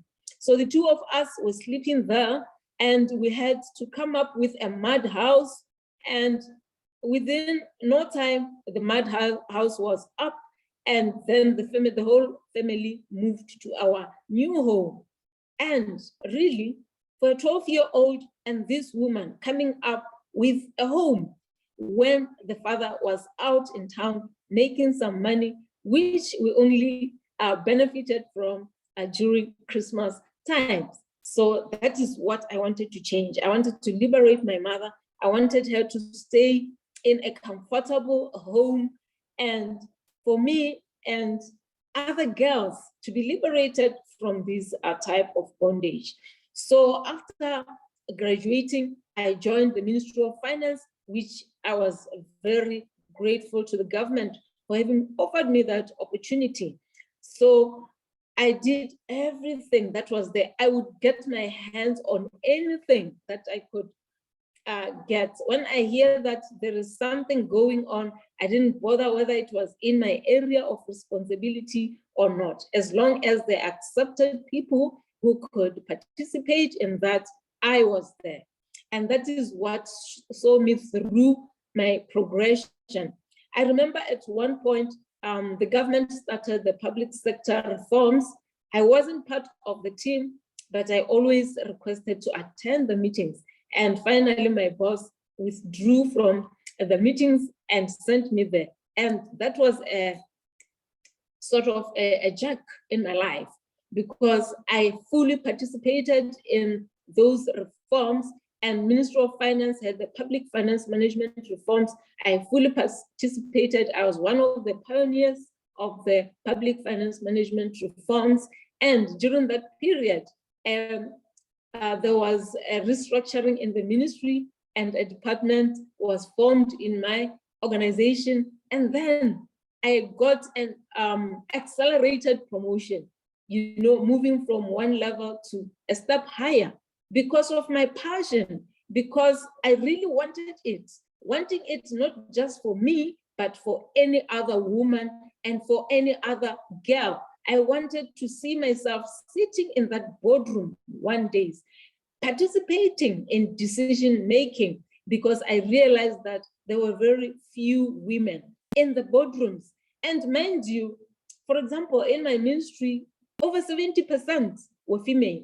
I think by then, finance, accounting, and the likes were done more by women. So over 70% being female, but out of all the 4 departments, there was only 1 woman out of the 4. And in my own department, which was the Office of Accountant General, I happened to learn that from time immemorial, only men had been sitting in the position of Accountant General. So when I came in, I found other ladies there. So we were working together and making sure that one day we should see ourselves leading that department, leading the Office of Accountant General. And sure, that happened. 2010, a woman Accountant General was given the position. That was the first woman out of so many to hold that position. And then I said, yes, we have arrived as women. And like somebody has said earlier on, to me, that was a springboard to say, we can really do it. If Emma has done it, why can't I do it? And in no time, I was her deputy. So that is how it all happened. So my dreams were coming true, or becoming true. So I just didn't, like I have said, I didn't do it just for myself. I had to work with other women, and I joined the cooperatives specifically to empower other women. I was part of the Savings and Credit Cooperative Society, and in there, within a month after joining that, I was elected as the chairperson of the cooperative society. And then I said, yes, now we are getting there, ladies. And I was taking from a man. And that I didn't stop, because in no time I was elected as the vice chairperson of the national apex body. That is the mother body for all the credit unions in Botswana. And that wasn't still enough, because being the vice chairperson, the chairperson saw that this lady is coming with much energy, and he took a back seat and said, you go ahead and lead the National Association. And I did that and was elected into the Africa body for credit unions. That is where now I sit as the treasurer of the Africa Confederation for Savings and Credit Union Organizations. So that is how I really saw myself having that leadership skills and people recognizing my capability. And as a member of ACOSCA, I also then looked back home, and I have just formed Botswana chapter of the Global Women Society. So we are connected to the globe through ACOSCA and through me. So that is where I started. And I have sat in several boards since then. I never looked back. Like you have said, I believe in Botswana, we are given that opportunity. So I did grab the opportunity. And like it has been said, I'm here today as the Commissioner General in the Botswana Revenue Authority, and the first woman after about 3 men or so to serve in the Revenue Authority as the Commissioner General. And with all this that I have achieved, my aim now is to influence the next generation to lead with clear purpose to serve others and make the world a better place, because women, we can do it. The next question was on the participation of women and equal leadership opportunities. My opinion in the progress of increasing women's representation. Yeah, I would say in Botswana we are getting there, but it's not even yet enough. It's not enough. The barriers are still there that needs to be lifted, particularly the political element. You might be aware that, for example, the Botswana Unified Revenue Services have got over 65% being women, but none of them have ever gotten the chance of being a Commissioner General. Why? Because the Commissioner General is a political appointee. And as long as we have 10.8% of women sitting in Parliament, there is no way we can have support for women to be in such positions. So that is my take on that. And while some women have broken through the glass ceiling, men continue to outnumber women in nearly every sector of leadership, despite the fact that women make up over 50% of the world population. So I want to believe that more is yet to be done. Let us see our girls going to school all over Africa and let them be given opportunities for their voices to be heard in boardrooms. Thank you. Thank you for that, CG, and such inspiring journey that you've had. And I think that today we are also privileged to hear from these 5 women. And now let me turn to the next, the 4th inspiring woman on our panel. This is Rosemary Missinali. Please, over to you. Thank you very much, Vasha, for first of all inviting me and for your leadership. For me, when I was listening to the speakers before me, I really wished I could just keep quiet and listen. But I really thank you for making the opportunity available for us to participate and listen to each other and build each other and be able to support each other and therefore move the agenda forward. I also want to recognize and thank Logan, my brother, for really good leadership of the organization, excellent leadership of the organization. I think it's so key. ATAF is so key for our continent. I also want to recognize the chair of the board, my sister Amelia, and all other speakers. I see my sister Ida, who I haven't seen for some time, and honestly, I'm just so inspired. My leadership journey, mine is a little bit different. And I'm so inspired and wish I could roll the clock back and put in as much effort. Why do I say this? For me, my leadership journey really has been mainly influenced by just showing up and coming and availing yourself to serve. And when I share with you a few of the different parts of my journey, you will see what I'm talking about. Right from childhood, like I think it's Jeanette who mentioned that she was influenced by her mother. Me too, I was influenced by my mother. My mother was always very loving, very giving, but also presenting herself to serve. And through that, I believe you get to get into different, you get to get exposed to different opportunities. I was born as a refugee young girl in the family of 6. Probably one of them is on this call listening. And I was the eldest.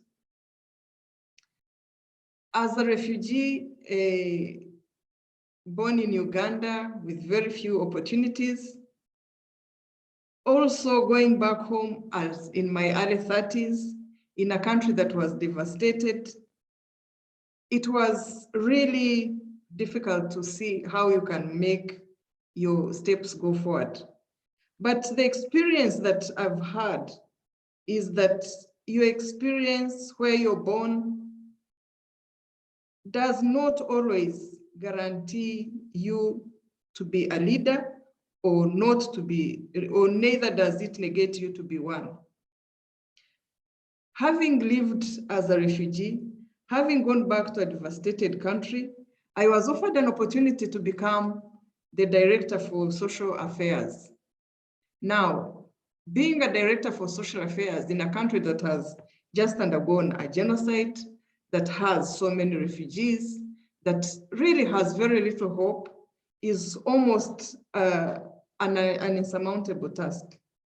But really, when you get such tasks, you also tend with it to get many helping hands. And I believe that once you show up and you look at and use those helping hands, then it helps you to move forward. And this is why really I applaud this network, because it's providing that hand up to the women who are already doing very important work, raising revenues for their countries, making sure that those revenues are available for public services, and therefore to make them more efficient, give them more tools, network with them and strengthen them. I think that's most important. I'll give you one example of such a network that helped me. I, in that time, met a friend and now brother, Michel, who some of you know. I met him in Namibia. We were in a conference. And, you know, we have this feeling, I think they call it imposter syndrome. And many women tend to have it. You just sit there and think that, oh, I'm the least experienced in this group. So it's when I met Michel, he quickly recognized that I had some strength.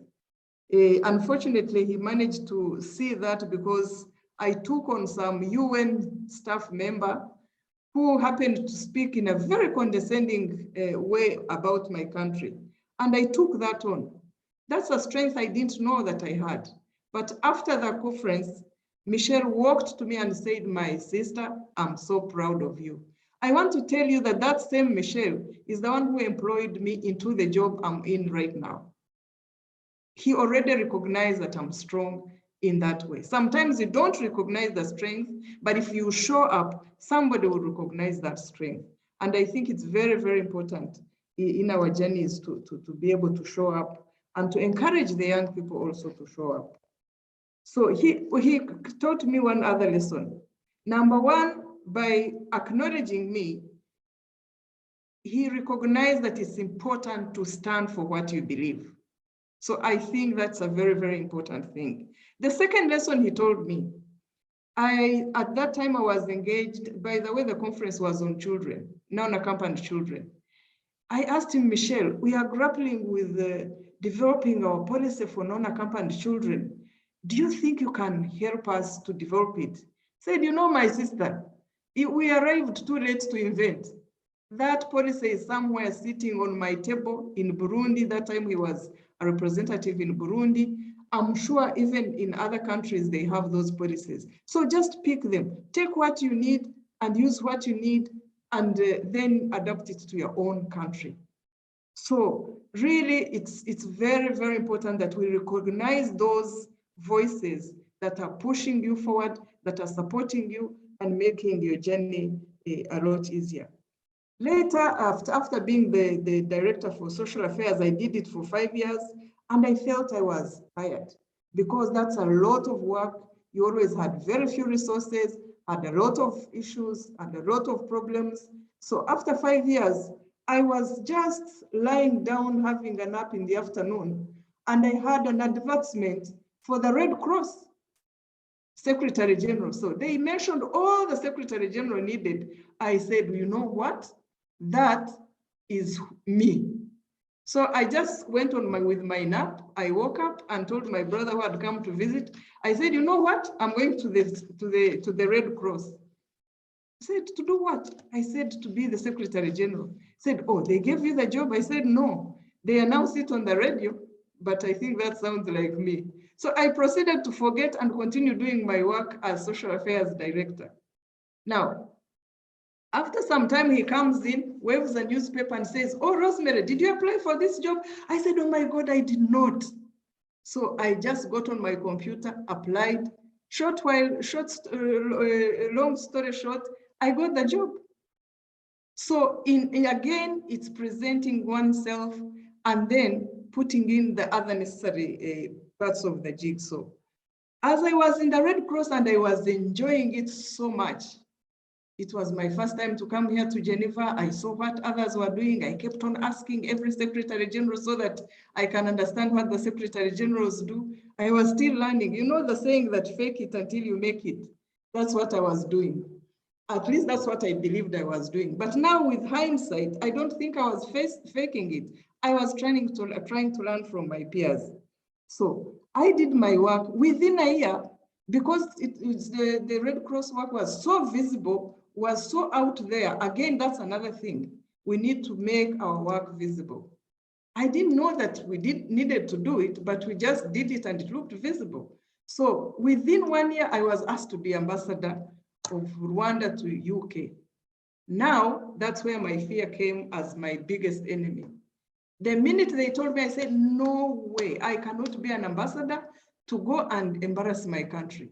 Now, while I liked to present myself, this one I said, this one will just show how fake I am now.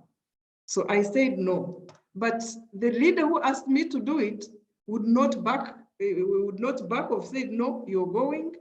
You, first of all, maybe what I didn't tell you, I had been involved in our own struggle in my own way to contribute to that struggle. So he said, you know, when you're a cadre of the movement, you must try and solve whatever problem comes your way. You must learn on the job. I said, okay, I took up the job. If you remember, those of you who are around 60 and close to 60 like me, if you remember what they used to call Ask Jeeves,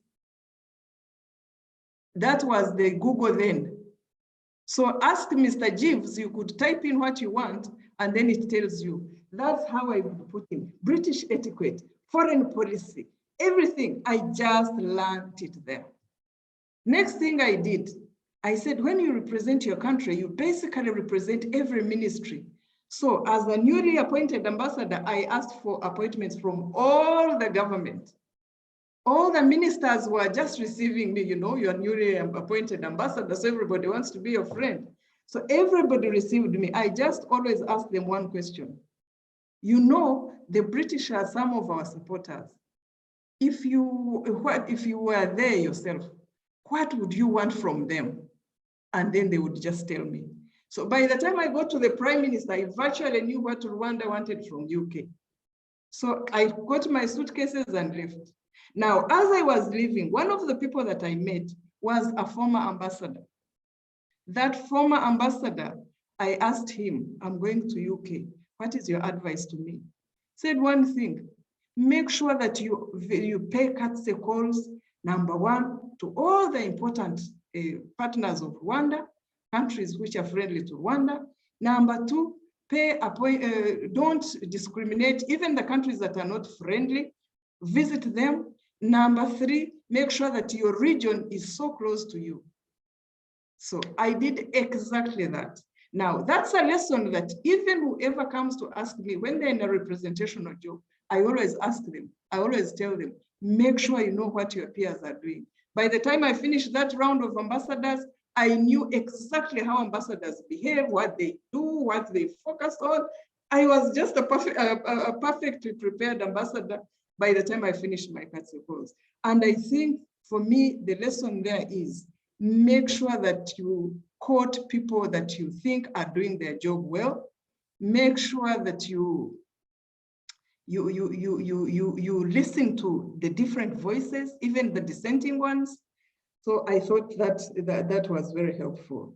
Another lesson, so really to cut my long story short, from there I was appointed to go become Minister of Cooperation and Minister of Foreign Affairs, and then, like, you know, in government, you have an entry point and an exit.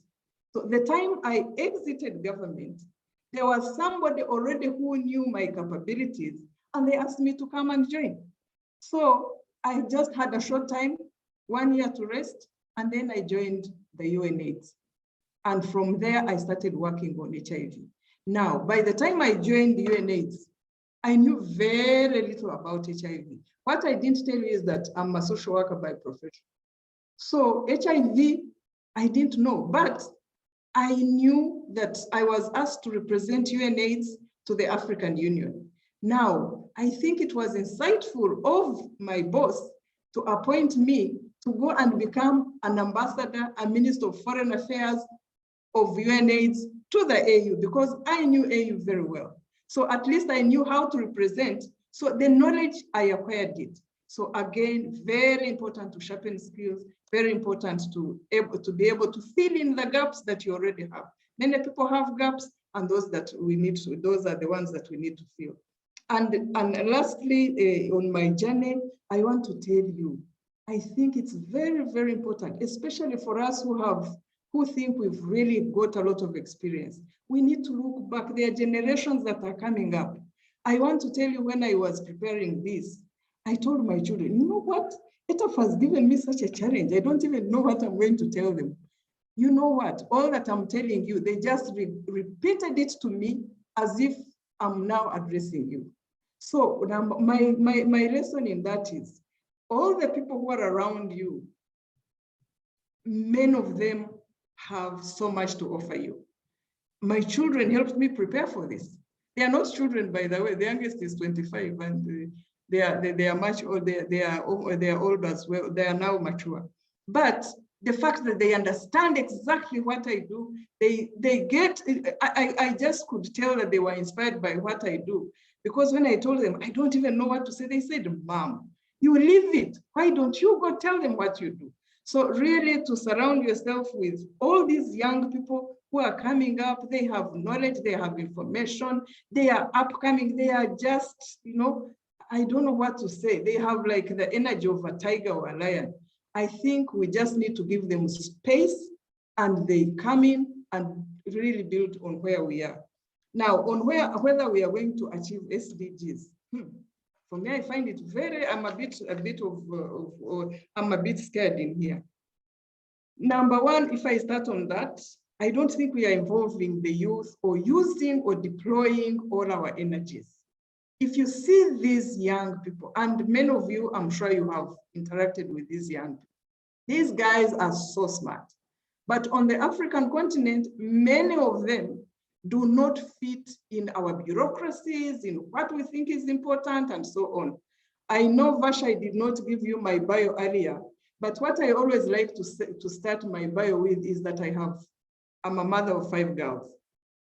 You see, but you will see that even when they introduce you, they'll introduce every other aspect, but the 5 girls, that's a soft thing, and we women must look tough. So I think the youth, we should be the vanguard of making sure that the youth are participating. The second thing why I'm also a little bit scared is that on some of these SDGs, we are lacking behind. If I use my own organization, with the COVID, now the funding has been derailed. The work that is supposed to be done on the ground is sometimes derailed. Our work depends on a lot of respecting human rights. Human rights has been challenged with these lockdowns and everything. When you look at the targets that we had for 2020, we are off track, but we have just come up with a new global strategy, which global strategy is supposed to help to accelerate and help us catch up. But as we catch up, if you look at our continent, even as we talk today, only 4% of the African continent are immunized. Here, where I'm sitting and I'm addressing you from, 80%. I can almost walk anywhere unmasked and feel confident, you know? But how do we catch up when our continent is left behind?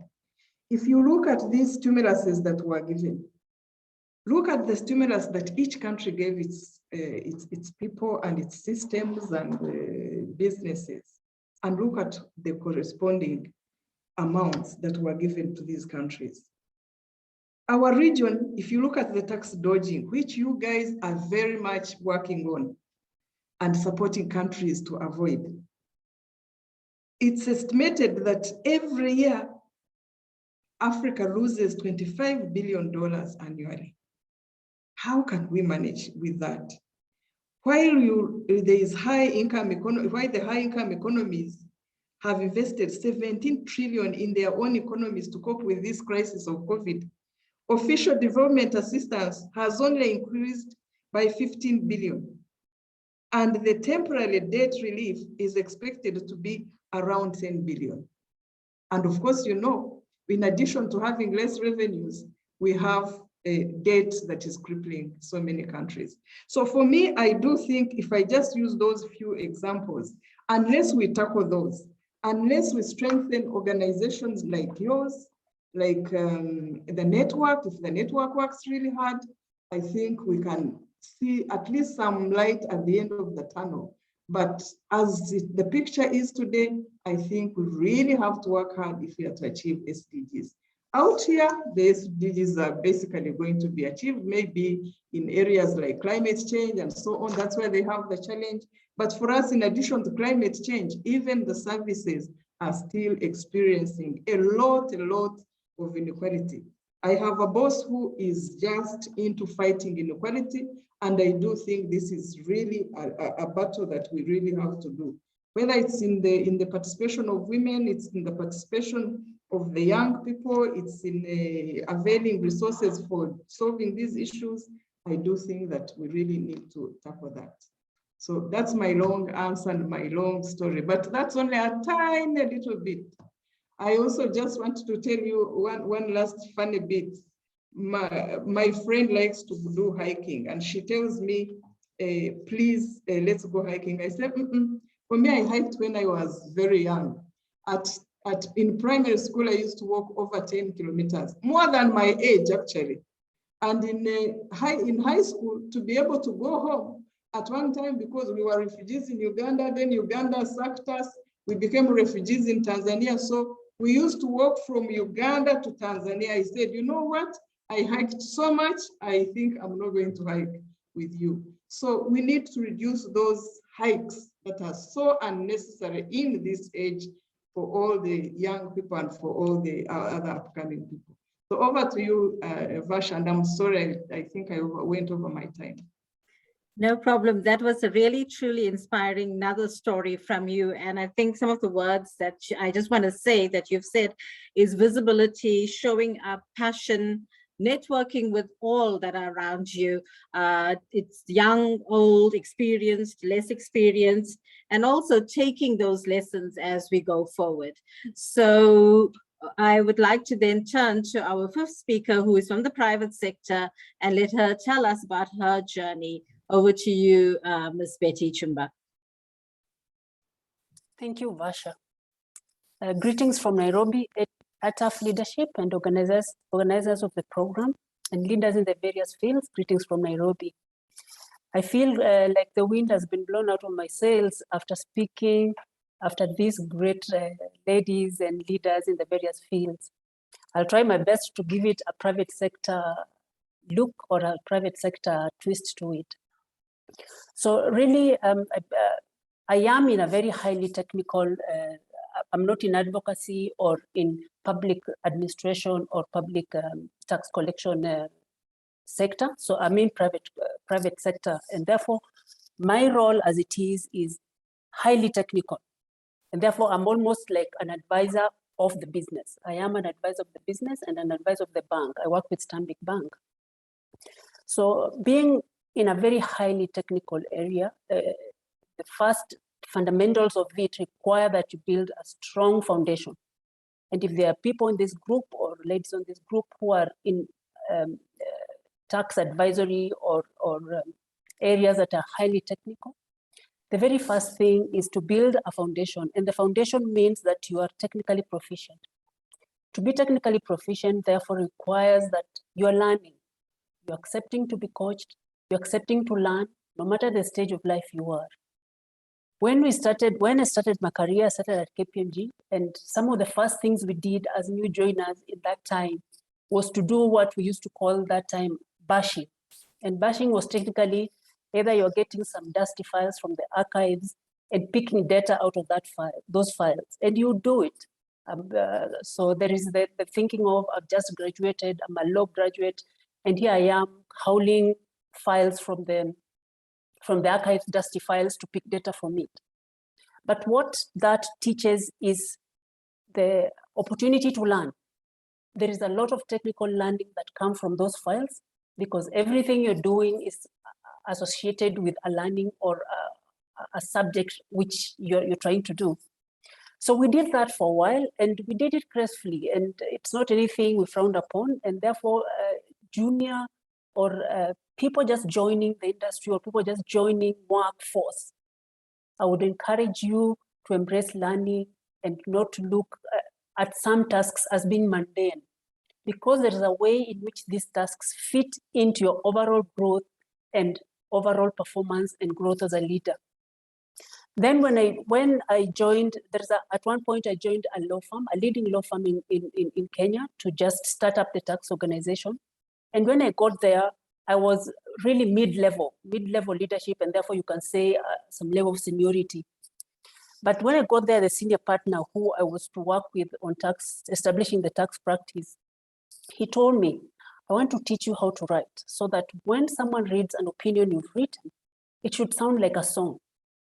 And what he would do, there was no tracking changes with him. With him, it was you print out the paperwork, then he corrects it by pen. So he had a green pen which he would correct the work. And what he told me is that what I want you to do is, once I've done the corrections, I want you to do the typing and the corrections yourself. I do not want my PA to do the typing. And what I'm trying to do is for you to know how the thinking is going so that you learn it. And the first letter I ever wrote, and as I said, I was mid-level in terms of seniority at this level. The first letter I ever wrote, the only thing that did not change was "Dear Sir" and "Yours faithfully." The entire letter came back green with all changes. And we did this for a very long time until at a certain point, the changes started to become less and less and less. When I look at it later, I think the grace with which you are willing to be taught and the accepting learning, accepting teachings have what has really helped me to grow to the level that I have. I've continued to learn from other people, whether they're peers or seniors, throughout this career. And therefore, I would say that the best foundation, and especially for those of us who are in a very technical and highly technical field, is being technically proficient. So that when you speak, there is no doubt that you know what you're talking about, and you command respect to those who are listening, and therefore they take you seriously as a formidable person. As I went on and then I joined the bank, one of the lessons that I also picked during this my early stages of being in the bank, because of being that technically in a very technical area, you tend to be overconfident, or you tend to be a chronic certain person. You're so certain of your position, and therefore what you say should go. And I learned slowly and very quickly that you need to be very aware and very conscious of your flaws as a leader, or of your Achilles heel, if I was to put it that way, so that you are able to manage a team, acknowledging these flaws and the blind spots. And I realized that I am the controlling, and probably it's because of my nature, and more so the nature of work I was doing. And that consciously made me having to seek external opinion and having to bounce my ideas off people who may not be afraid to challenge. And therefore, even as we go on as leaders, where we are sitting and where we are participating as leaders, we need to be consciously aware of our own leadership styles and leadership capabilities. One of the things that, another thing that seemed to come out very prominently for me is that, and it has been spoken by the ambassador has talked about it, put up your hand. Put up your hand and volunteer for an opportunity. And when an opportunity comes, take it. If you cannot take it right away, you can find another way to either agree a timeline within which you can take that opportunity. Put up your hand when there is an opportunity. This gives you visibility, and this gives you opportunity to be called into leadership positions. And this I became the chair of the Kenya Bankers Association Tax Committee purely by putting up my hand. And what happened is that the Kenya Bankers, the banking industry has an association which sits together and has industry matters to discuss. So at one time we had a tax crisis in the country, and the question was which banks can sit down very quickly to help steer the discussions that the Kenya Banking Association will have with the government. And I said, I'll have this discussion. But once you have an opportunity to be at the table, make your contribution. And having set that foundation of being technically proficient, you will be able to make a contribution that is valid, and the contribution so do not be there to be seen, but make a contribution and make your contributions clearly and candidly. And because of constantly making a contribution, it just seemed automatic that, okay, potentially it's also because of the character trait, maybe the loudest person sometimes gets to be heard and therefore gets an opportunity for this. But yes, because of that, making a contribution and having visibility and putting up your hands when there is an opportunity, I got to start to chair the Kenya Bankers Association Tax Committee, which I did for 4 years. And with that, there was a great opportunity for interaction and discussions with other industry players, and lobby and discussions with the Kenya Revenue Authority, which is the regulator for tax matters in Kenya. And then there's the question is, who are you asking? Are you asking for these opportunities? And even if you are, who are you asking? And what way are you asking? And therefore, the poll here showed that a big chunk of the listenership here is mid-level, junior to mid-level. And the challenge to that level and to people in that category is to say, who are you asking for these opportunities? Are you asking the right people? Are you going out of your hand to find out what it requires for you to move into the leadership position that you want to move into? And therefore, it is a lot of it is in the private sector, at least, it is a lot of it is personal drive. But just going into policy matters and in terms of what can organizations do, and what I think it may have been Ms. Lynette who mentioned that these policies are there. Every private sector organization has these policies. They have programs for women, for women in leadership. It is the implementation that is lacking. It is the implementation that is wanting.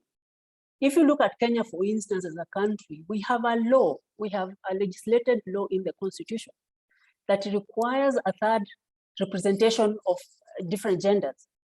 But we are not even doing it, even when there is a law in the institution, unless some advocacy group goes into court to challenge appointments. We are just looking for ways to avoid having to do it. And that therefore leads to the next discussions to say, organizations that have these policies, it must be really, really deliberate to get the women moving up the ladder of leadership. Recently, the deputy governor of the Central Bank of Kenya was having a talk with the bank, and it was on the International Women's Day. And she mentions that those organizations that have deliberately taken steps to implement the policies, and banks have actually taken up these steps, and they are having representation up to 33%. If I talk about Stanbic Bank itself, our board is 50-50. Our board of governors is 50-50. And our ExCo leadership is, I think, 60 to women, frankly. So there are organizations, and it's checkered, there are organizations out there who are able to implement this, and because it is a metric of performance in the senior leadership for both men and women. And it's able to work, and it's been going. But just to challenge those of us who are here and who have an opportunity to lead, we are all able to be coaches and leaders in our capacity. What are you doing to coach and bring up another woman? Are you, for instance, volunteering on the board of trustee of that village girls' school, and therefore you sit there and mentor and shape these girls? Recently, our own Law Society of Kenya, I'm a member of the Law Society of Kenya, started a program which said, senior lady lawyers, please volunteer to be members for junior lawyers who are just beginning into the career, so that you can guide them and speak with them. Please take up these memberships. And you put up your hands and said, I am willing to mentor young ladies who are starting as their careers. Is ATAF having such a program? If I have an interest in moving from my technically squished job in Stanbic, and I probably want to move into public administration, do I have a mentor within ATAF who I can say, please point me in the direction, talk to me about it, how do I go about it? Do we have a similar program? I don't know, frankly, I don't know. But many organizations are having this kind, and especially professional body organizations are already beginning to have this kind of discussions, just so that you can do what you can do from where you're sitting. When you think of SDG, it sounds very big and very scary. And as Ambassador Rosemary said, there is so much to do. There is such little effort, or probably it's overwhelming. And therefore, what are you doing within your own space to coach and to mentor and to uplift another woman? Do you, your own nanny or your own domestic worker, what are you doing with them after they've stayed with you and looked after your children for 10+ years? Are they going to leave your household in the same way they were? Some research was showing that if you employ one woman, you have empowered 16, you have actually touched the lives of 16 people. I was reading something in the Kenya, 16 people. So you as one person, you have a capability of touching 16 people by just identifying one woman and empowering her. What are we doing in our own personal spaces to be coaches and contribute however little to the SDG that seems like a big giant, which we can't just, I mean, it seems out there and it seems really overwhelming when you think about the statistics and the numbers. But we could start in our own capacities as coaches and mentors and volunteering where we can. And that is my take on that, Vasha. Thank you. Thank you so much, Betty. And I know, Rafilwe, we are running short of time, but I'm going to ask our very inspiring and phenomenal women on this panel to, in 2 seconds, tell me what, before you leave, what would your advice be to all those women on the call and this very active chat that we have? What would be your advice to all the young women who are aspiring to become leaders? So if we could start with Dr. Ada. Thank you, Varsha. What I will say is that be involved,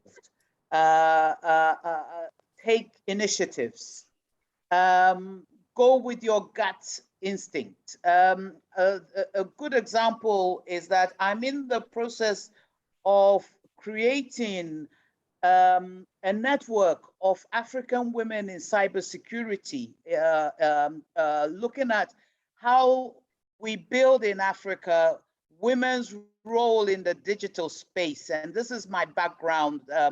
I moved from broadcasting to this kind of area. And a lot of people came to me after I retired from ECA and said, please set this up. We need to have women involved in cybersecurity. So this is happening. And the headquarters for this network is going to be based here in Accra, where I'm based. The other aspect that I'm also doing is looking at women, African women in the digital economy. We talk about the digital economy, but we don't know what role African women are playing. So these are 2 key things. And I'm saying this because I want to lead by example. I want to take the bulls by the horn and do some initiatives that empower the African woman in the area that I'm familiar and comfortable with, and promote up and coming young women to take this space and own it. So be your own motivator, learn from your experience and build on it, and always move forward. Never accept a position. Always aim, challenge yourself to do better. Thank you, Dr. Ada. And what all of you don't know is that Dr. Ada is a recipient of an award on technology. She broke through the technology ceiling a long time ago. So wonderful. Lynette, over to you. Yes, and it's really inspiring listening to all the women here. Let me say, first and foremost is to the young people, start where you are and excel where you are. So don't wait for the promotion to become excellent. Excel where you are today in whatever small job or small level it is. Once the excellence is there, then it will move as you go. Maybe secondly, something else that I want to say that I do is have a safe network of professional friends. And I have a group of friends, we call each other, we have a WhatsApp group called Iron Sharpens Iron. We reprimand each other professionally. If colleagues, they are my colleagues, if they think I didn't do my best, they will say, no, you messed up. It's a safe space. We inspire each other. We push each other. We see things that one can do and we call that person and we say, yes.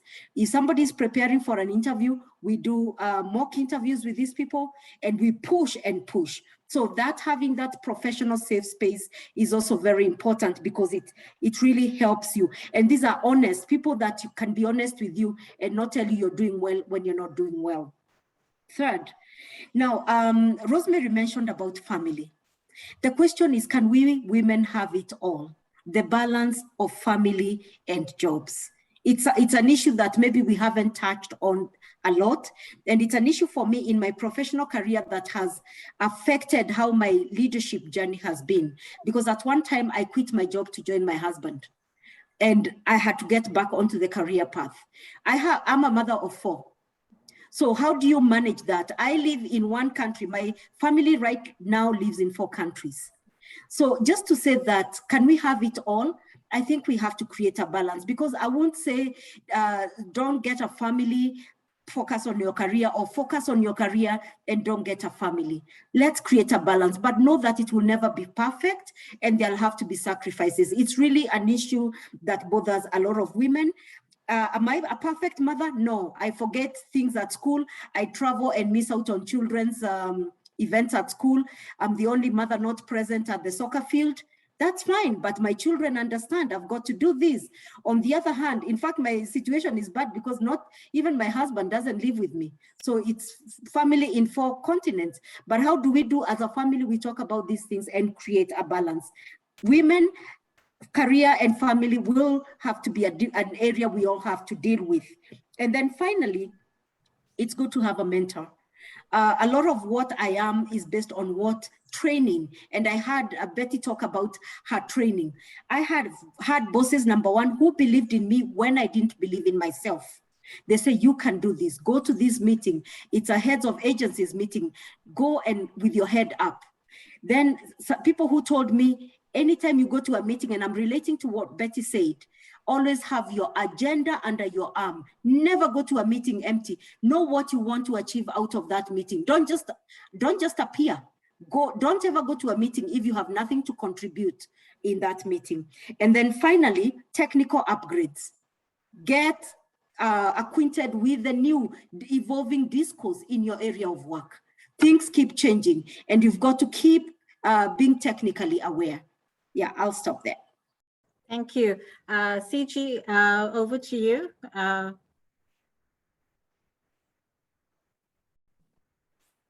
You unmute? Oh, sorry about that. And thank you very much for this opportunity once more.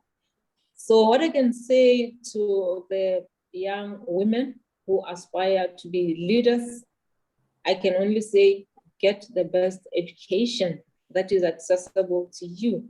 Learn about everything, learn about a lot of things. Get involved.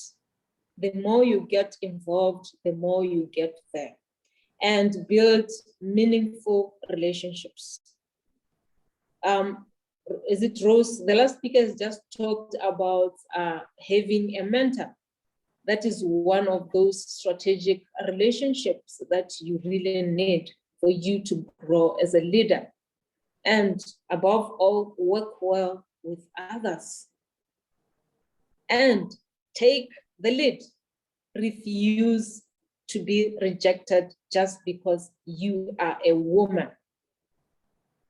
And in all you do, you will be pressured, yes, by external forces to respond to their needs, and at times seduced by rewards to abandon your dream. But stay focused, be committed, and be intentional about it. Thank you. Thank you. Over to you, Rosemary.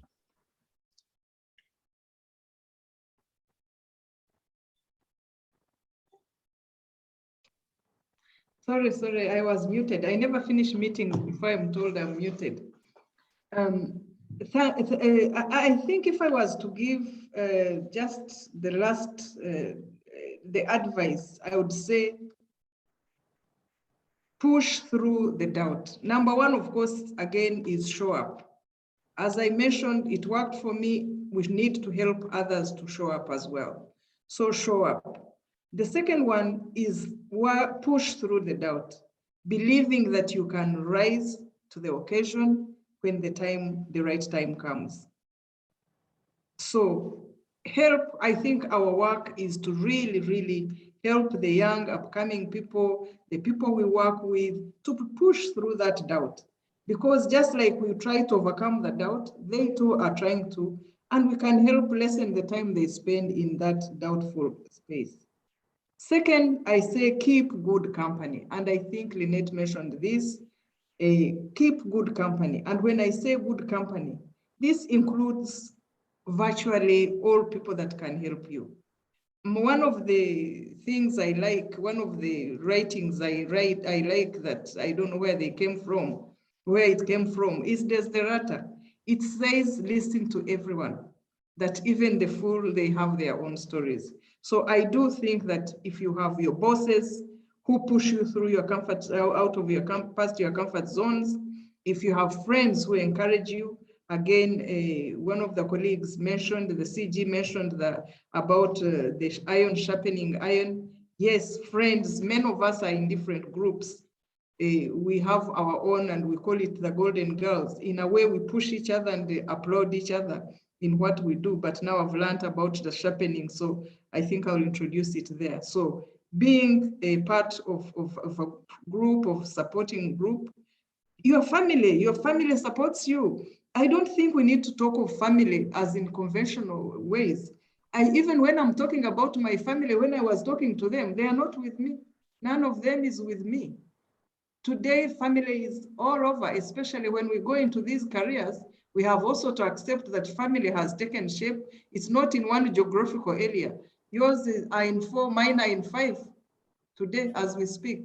And I'm sure this is not something that is new to anybody on this call. So I do think that family needs to keep supporting you.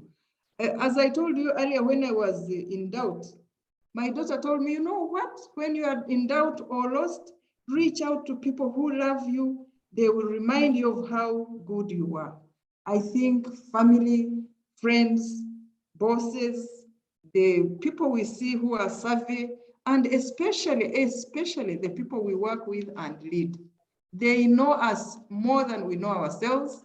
And I think it's important that we listen to them, we understand them, we help them to show up, we help them to participate, and to work with them to do the best way we can do our jobs. And very, very lastly, I really want to say that let's try and help each other. I think I've read somewhere before that women who do not help fellow women will definitely be condemned to hell. So I hope that for you who believe in hell or anywhere bad, I think we need to avoid that space. And very, very, very, again, lastly, for me, I really want to emphasize the role of family, whatever you perceive it to be. Whatever you perceive it to be, I think I say this because even my best friend in the world, who I can really like get up and say, this is my best friend, is my sister. So it can be a blood sister, it can be a sister who you met here, who is the born of another mother, it can be anybody, but family, family, family. Thank you. Thank you, Rose. And Betty, your last words. Yes, 3 points. I try to be as quick as possible. I'm cognizant of the time. So 3 points. One, we know that Plato learned at the feet of Socrates and Aristotle learned at the feet of Plato. And they were all great, great philosophers. None was better than the other and none lost their shine because they taught. So probably we also need to identify someone you can learn at the feet of, whether you've seen maybe your boss handles client meetings very well, volunteer to see how they can teach you, or someone who writes very well, volunteer to see how they can correct edit some of your reports. Let us teach other and let us be willing to learn. Number 2, ask for help. And the reason I'm saying this is because as women, we find ourselves having very many roles to fulfill, that of nurturing and caregiver and all that. Ask for help where you can. Please don't try to be, is it a Proverbs 31 woman? That all super round superwoman. You can ask for help. I know some of my friends who order food service for some days, or I know some of my friends who say, I will take my help, domestic help, to be trained on cooking so that I'm not rushing home at 9 p.m. to start making dinner because I had a work engagement. Ask for help. When I joined the bank, and you'll be surprised how people are willing to help. I remember when I joined the bank, I told my supervisor, my boss at that time, that I have a personal situation which may not enable me to work late when I'm needed to work late. And he told me, actually, we have a preemie, and my wife is the one who has to take care of the child, take the child to clinic and do all that. And therefore, I really understand. I have no qualms about it.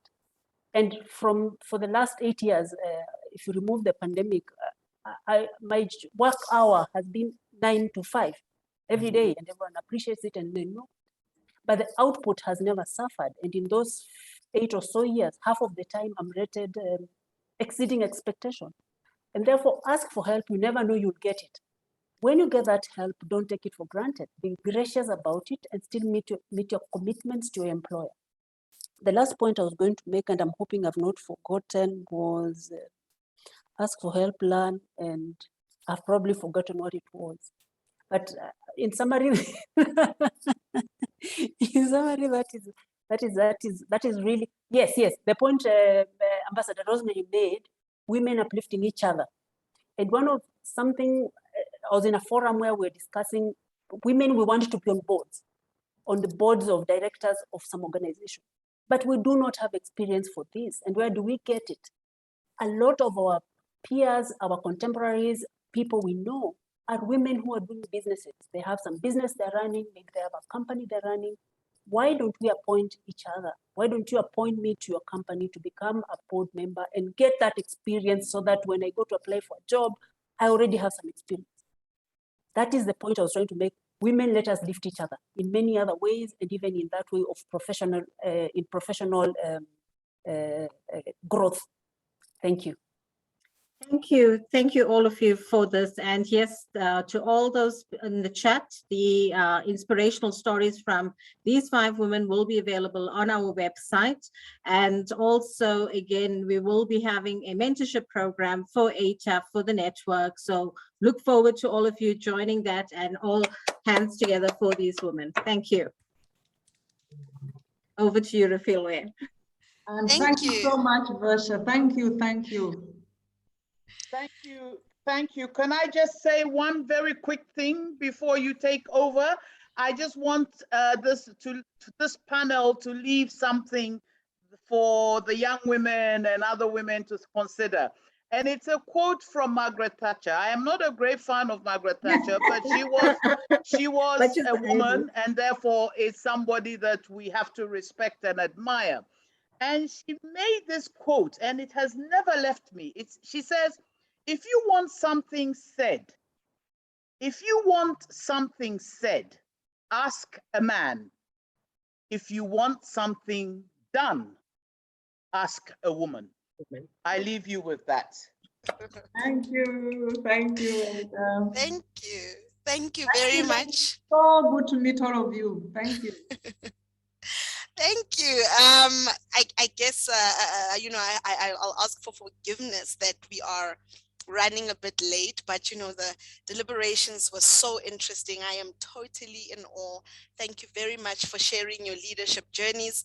Thank you to you participants on the chat box. I see it is lit, as they say on social media. Fire, fire, fire.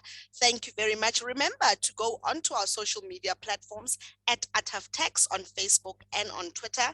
On LinkedIn, it's the African Tax Administration Forum, and give people FOMO to be in this conference, because this is information that they need. So thank you very much for serving us tea, as they say. We now move on to the second session, and it is the challenges that are facing women in Africa, advancing gender empowerment and equality. We're going to run a short poll, and remember, participants, that you are invited to take part, that translations will be projected to the Lusophone and Francophone participants.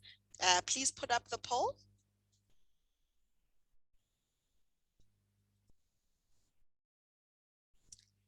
And the question here is, what is the main challenge you face as a woman working in taxation? The first option, limited opportunities for growth. I see votes are coming in. Second option, unequal pay. Third option, low representation of women in leadership. Keep voting, please. The fourth option, sexist attitude from colleagues. And the fifth option, lack of policies to address gender discrimination.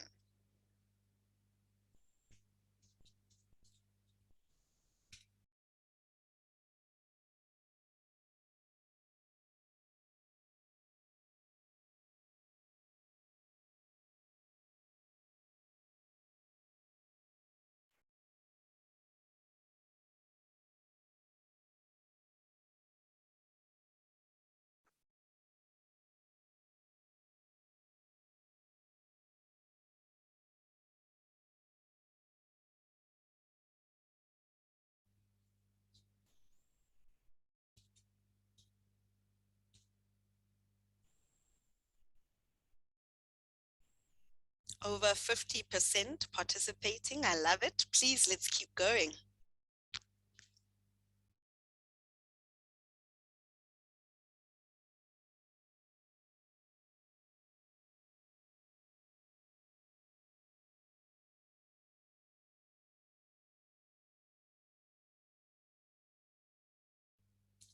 Thirty more seconds.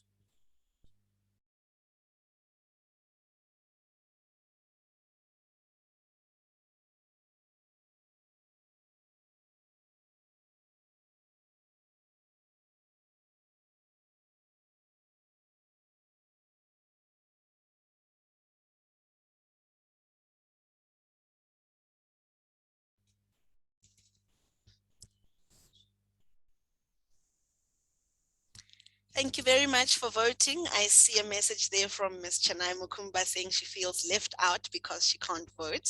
And the results are in.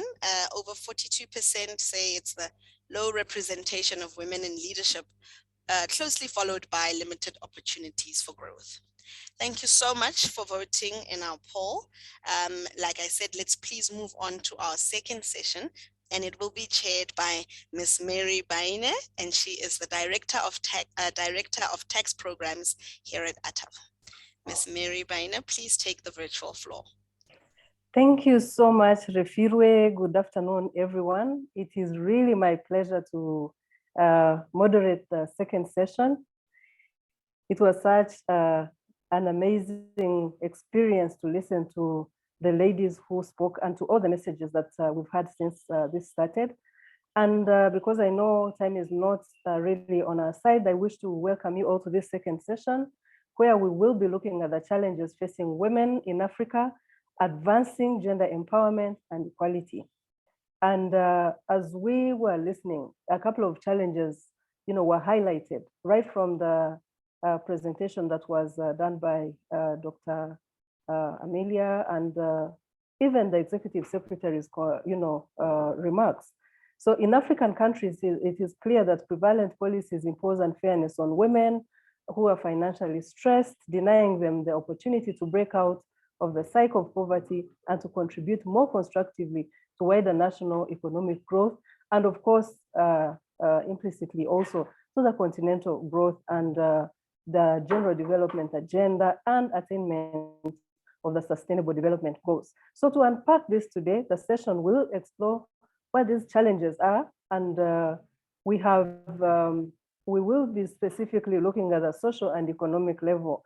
And with me on this panel is, of course, the first person who will be making a presentation. The person who will kick this off is Ms. Nana Mensah, who is from Ghana and works for the Ghana Revenue Authority and is also a member of the UN Tax Committee. We also do have Dr.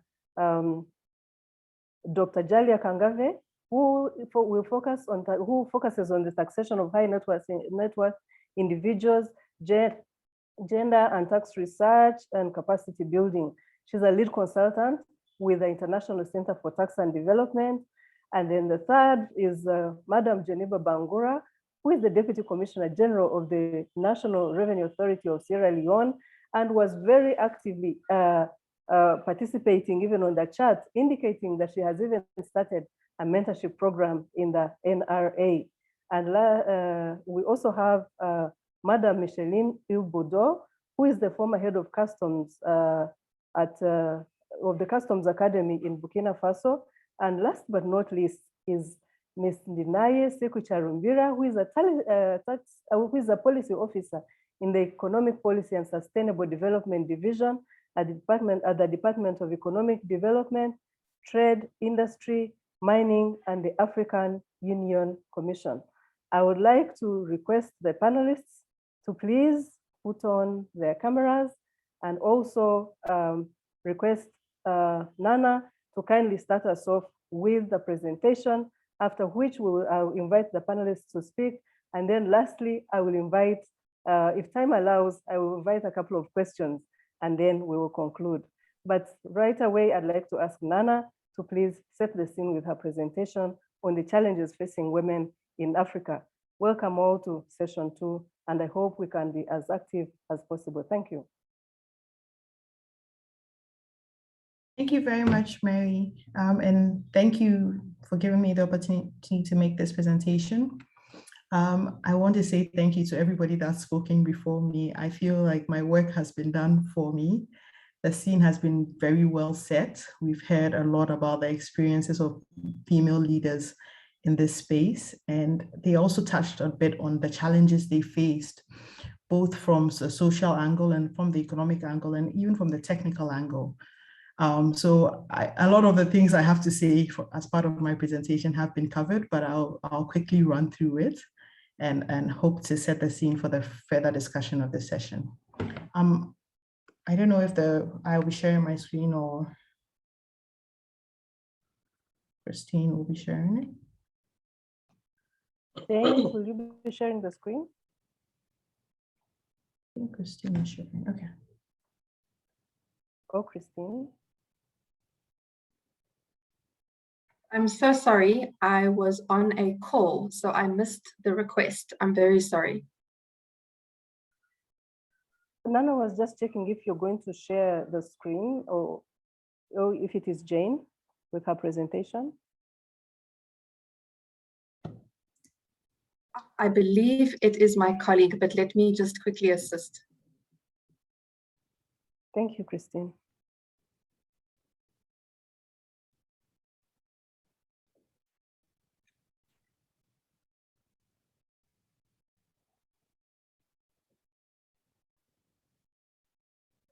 Nana, you are welcome to start. I will share the PowerPoint in 1 minute.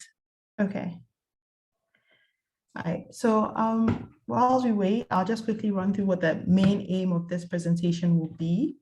Now, this presentation is primarily to discuss the major challenges that face women in Africa, highlighting mostly on women in taxation and then generally on the socioeconomic challenges that women face. And then we'll also address how, if these challenges can be addressed, how they can be addressed, and how that addressing these challenges will help promote women's empowerment in Africa and the work that's being done on gender equality. Now, as most of the other panelists have mentioned, women make up more than 50% of the global world population, as well as more than 50% of Africa's population. We are in every aspect of life in Africa. We are in the labor force. We are the drivers of the home. If we can go to the third slide, please.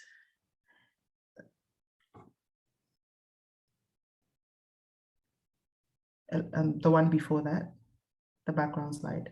Thank you. And a lot of work has been done on gender equality in Africa. It's been one of the moving topics and a lot of the work that's been done by the AUC, by ATAF, by a lot of international bodies. But there's still a lot of work to be done. We've made some progress, but as we can tell from the interventions of the panelists that came before, still major challenges that we face day to day as women in Africa. Next slide, please. So when we talk about the general challenges facing women in Africa, you'd see that the significant ones are economic exclusion. Now, African women continually face barriers that prevent them from fully participating in the economic development across the continent. You find that women make up the majority of the informal sector, for example, and there are challenges when it comes to access to education, access to financial instruments and training that prevents women from fully participating in economic work in Africa. When we go on to talk about political life in Africa, the numbers speak for itself. There's only, as at 2021, the Africa Barometer pointed out that women constitute only 24% of parliamentarians in Africa, with a higher representation in the lower houses than in the upper houses of parliament. And at every socio-political level, you find that women are underrepresented and far removed from decision-making levels. Now, this can have significant implications on the development of women generally, because if we do not have a seat at the table, then how can we promote the issues that are important to gender equality and women empowerment? Now, what are the reasons for this political exclusion? Some of it falls from cultural and traditional norms within Africa. The idea of the woman's place not being to speak up, but rather to be quiet and reserved. And so women in politics are seen to be an anathema and wrongly placed. There's also the socioeconomic status of women. A lot of women are barely making ends meet and already have the responsibility for bringing up children, for taking care of the elderly, and cannot have the space and the time to develop so that they can take part on a political scale.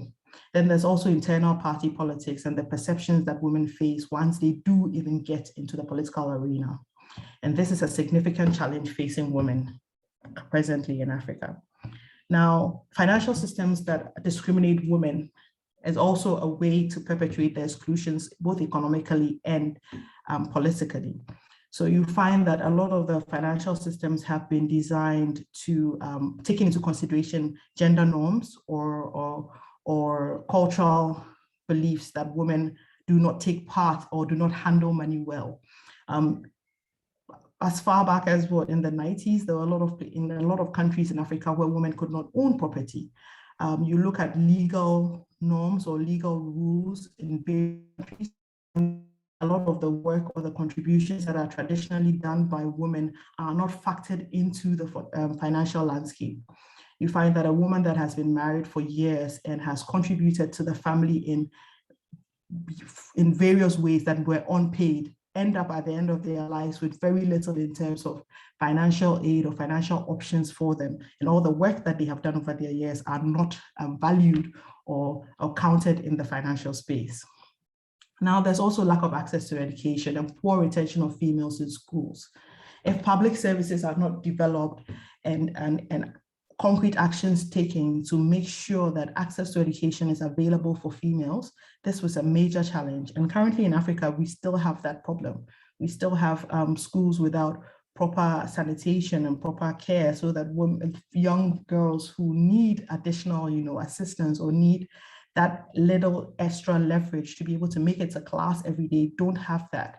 They have to stay out of class at least once a month because of their periods, and basic facilities are not available to allow them to take care of these aspects of life so that they can have full access to education.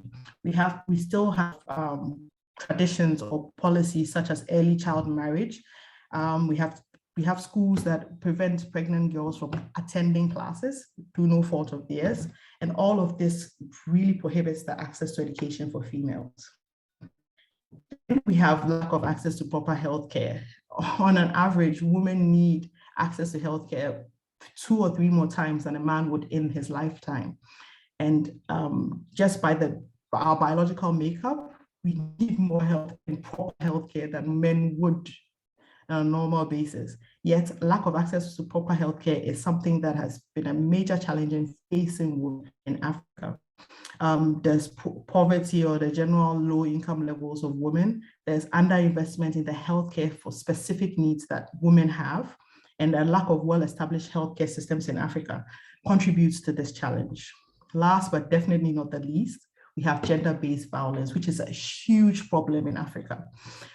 Even on the higher levels, you have the cultural or the traditional norms that make it easier or make it prevalent for people to see gender against females as the norm, which is startling in this modern day and age.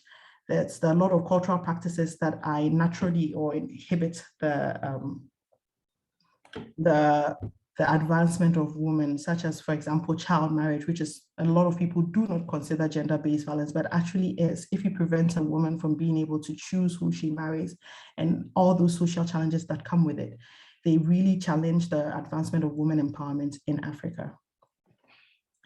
Now, all these socio-economic challenges are being addressed or being, there's work being done of them to some extent, but there's still a lot of work that we need to do.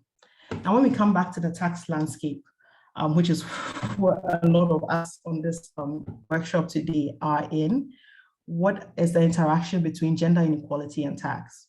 Now, taxation represents a key means of increasing gender equity in society. In Africa in particular, tax is a major development tool. It's by the means by which African jurisdictions can generate revenue for development.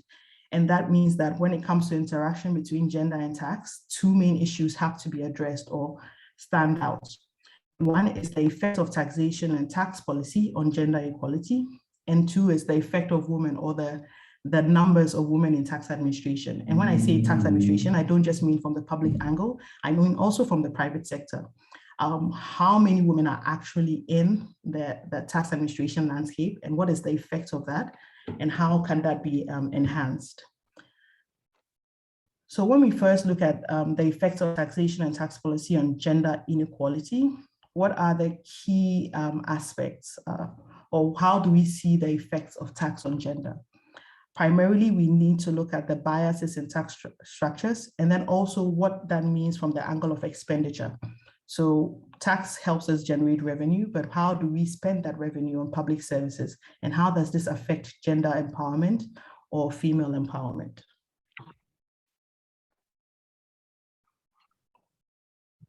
A lot of research has been done on the biases of tax structures. There's this argument that tax systems are not gender neutral. And you would find that they say that being gender blind does not mean that you are gender neutral. Or the fact that a tax system does not look at gender at all does not mean that it is effective or it is gender neutral, because there are certain implicit biases that have to be addressed to ensure that gender is taken into consideration when a tax system is being developed. Now, most of the analysis of government budgets and their differential impacts on women has been taken from the point of the expenditure side of the budget. So how is money spent on services that will help develop females? But we also need to look at how tax systems are built for revenue generation and how they affect the development of women. So you find that there are certain fiscal policies that negatively affect women on a general basis. In Africa, for example, we have a huge drive right now for domestic resource mobilization. And a lot of that drive is focusing on the need to increase a reliance on indirect tax, which tends to burden women.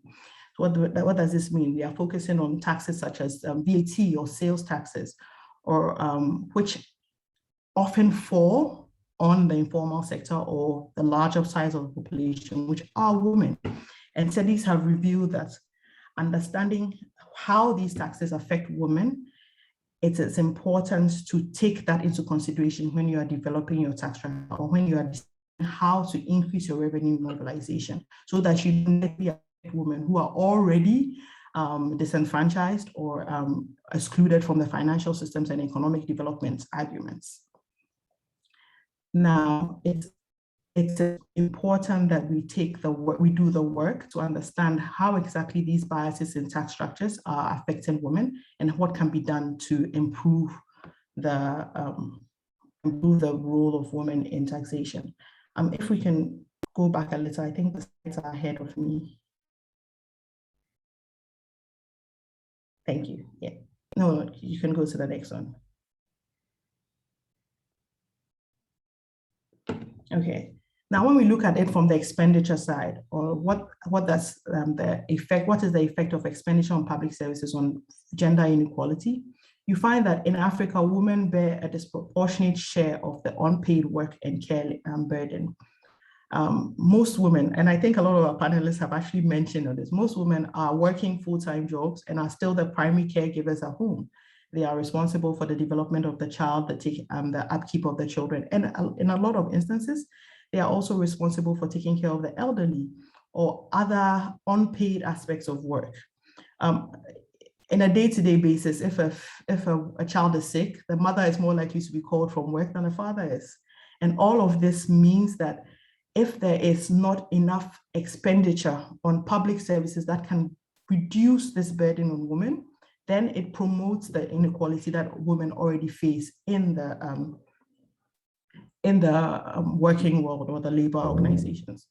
So a lot of our panelists mentioned the fact that we can't be superwomen and we can't take care of everything, and something has got to give. Balance is important. So it's important that government expenditure helps bridge the gap so that women don't feel like they have to be everything to everyone, so that there are options available to us to take care of this unpaid work that is usually our burden, and then we can focus on other aspects as well.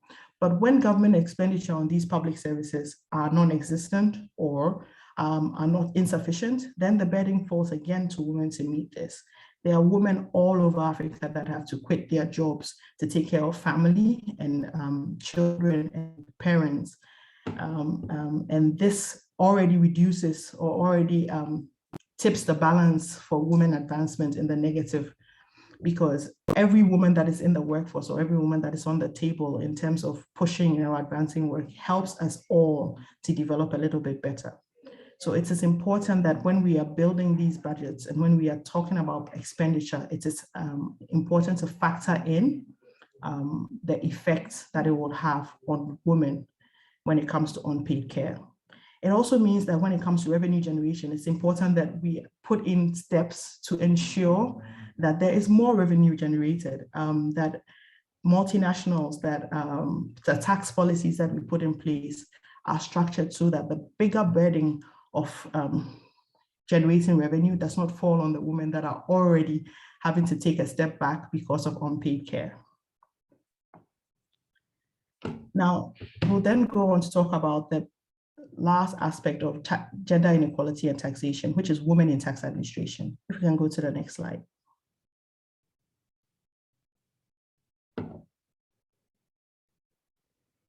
Hello, thank you.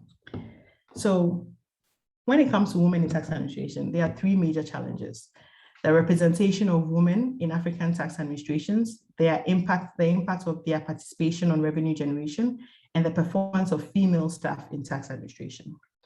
Now let's look at the representation of women in tax administration. When the ATAF ATO did research in 2019 on the numbers of females in revenue administrations in Africa, it was found that the average ratio of male to female staff for ATAF countries was 2.4 in 2018, and it fell to 1.91 in 2019. And that 78% of the executive positions in African tax administrations were held by men in 2018. And by 2019, it was 76% of males in executive positions.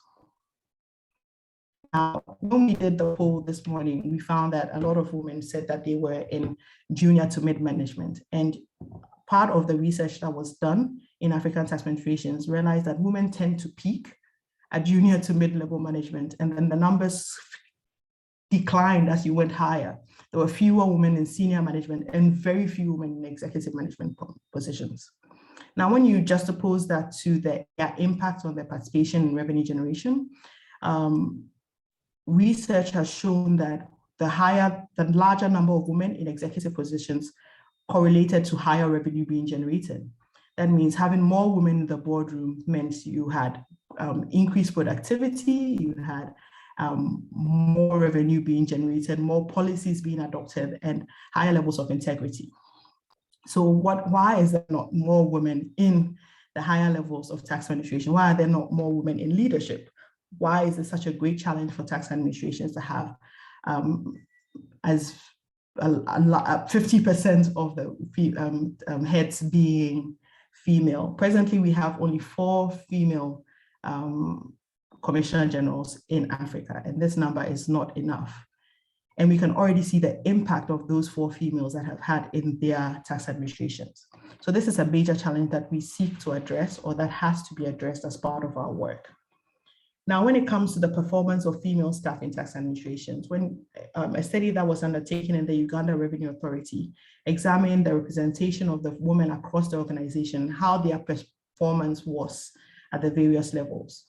And in terms of performance, they determined that on average, women received higher scores than men for their 6 monthly appraisals, that they tended to remain with the revenue administration for longer, that on average, men would only stay for 12.3 years. That on average, women stayed for 12.3 years more than the men. Now, finally, they found that male employees were twice as likely to be subject to disciplinary action than women were, which means that women perform better in tax administrations than the men do. So why aren't there more women in the tax field? What is preventing women from entering the tax administration? And how can we build that up? Now, further research has been done on what is preventing women or what the challenges women feel about getting into tax administration. And one of that was technical competency. The study showed that women felt that the technical proficiency they needed to rise within a tax administration was beyond their reach. Another study also found that women were more likely to enter the tax administrations when there were female heads than when there were males, because then they saw the career trajectory and they also felt more inspired to believe that there were options for them to rise within the tax administration. All this feeds back to our initial point that women need to help each other to rise, and that when women reach positions of power at the top, they are more likely to encourage younger women to also start within the tax administration.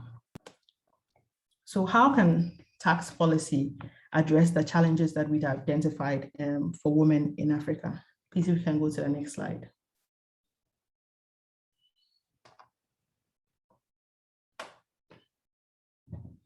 So effective taxation can result in funding for the education of females, which would give increase in technical capacity and allow them to take part in economic development and prevent financial exclusion.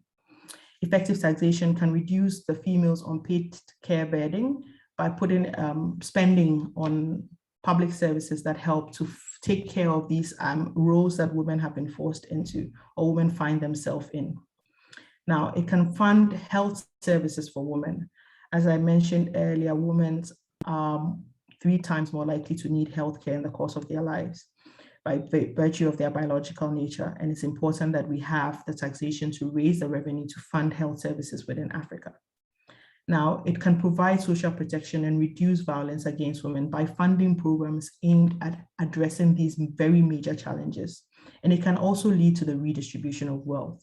Now, the role of taxation in the redistribution of wealth has been well established, that you can use tax policy as a means for ensuring that the disenfranchised or the less enabled aspects of society have the resources they require to develop and grow.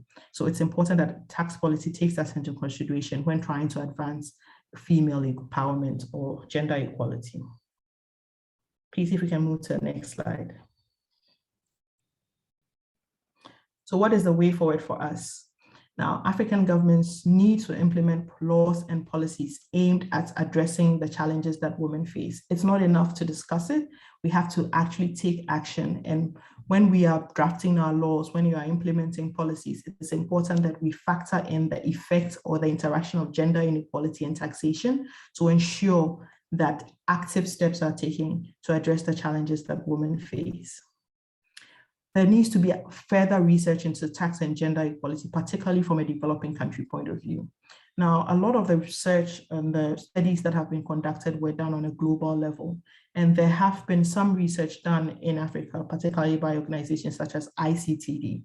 But we need more research to understand fully the scope of the challenges that face women, the scope of the interaction between tax policy and tax structures and gender equality, and actually develop positive frameworks on how tax administrations and governments can address these challenges through tax policy and tax structures.